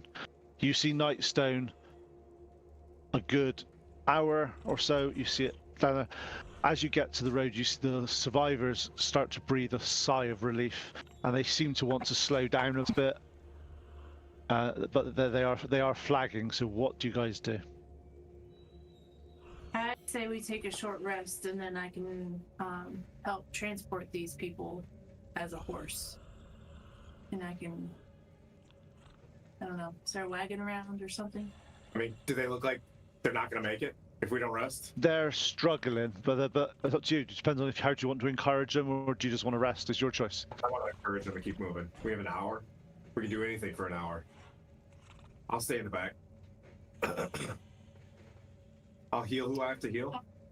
I'm gonna go do a quick. I want to give him like a little bit of my rations. Can I do that? Just a little bit of food. Yeah, as I'm walking, I'm trying to gather food and berries and stuff, and I will try to feed them as we're moving. The guy with the arrow wound, I'll give him Yeah. 1 HP. Berries and nuts and stuff. Maybe Okay. take So you 2 managed- hours. Maybe take 2 hours to get there, so we can forage along the way to, Yeah, you take a bit of longer time. You stop the grueling sort of forced march pace that there was. They understand why, but now they're struggling. It takes a good sort of hour and a half now, a little bit longer than you would thought it would have taken to get to Nightstone.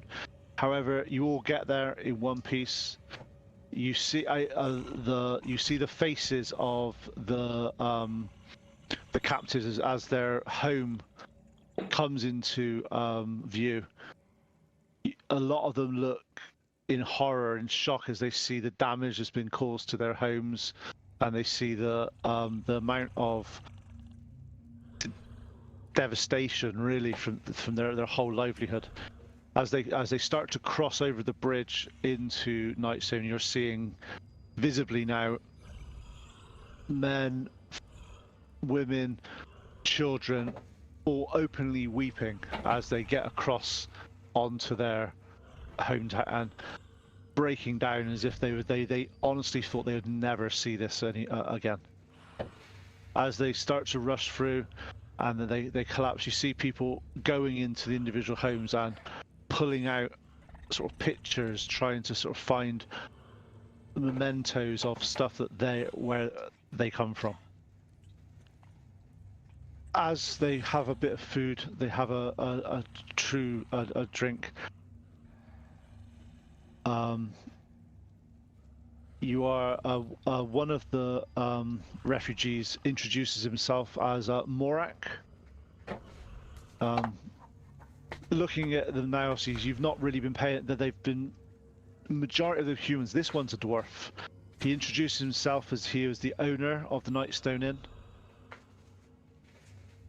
And however, when we went to the caves for refuge, orcs and the ogres were waiting for us.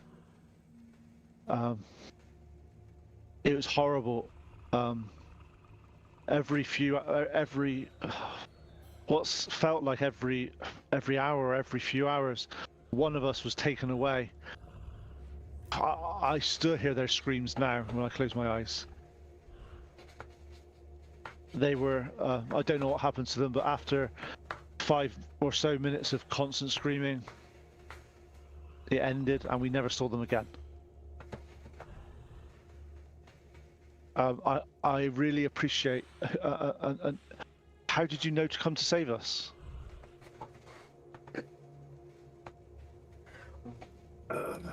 Well, we were told that that the Dripping Caves would have been your last bastion, and that you guys were up there from the people here in the keep. Oh well, at least some survived then. As they look around, and they see the orcs, and the orcs came back then. It seems. Oh yeah, we took care of them. Yeah, you are a mighty adventurers to protect Nightstone this way. Please let us have some rest, and we can discuss further in the morning. This has been a most eventful few days. Do you have any spare food rations? Because looking around, this place is been destroyed, and they look. This guy looks like he was probably quite outspoken, quite a lively dwarf running the inn. Just seems to have. You see, like his eyes, and you see just look at haunting, and sort of see what's gone on the past 3 or 4 days. I hand him some olive oil. I have some of this. Oh yeah. I'll mill around, tend to the wounded, say prayers needed. So over the next evening, all the survivors go back to the various areas, various homes, They rest. They recover. You spend the evening in Nightstone. Pull the drawbridge up. Set lights. Put some lanterns on to ensure that the Nightstone feels safe. Over the evening, nothing untowards happens. And as you wake up in the morning, you are now level 3.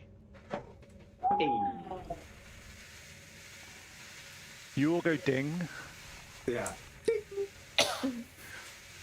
If it's possible, throughout the night, can I go around to the houses that are kind of broken up and use mending to fix the Yep. things that are broken and just mend Of as course much you as can. I can?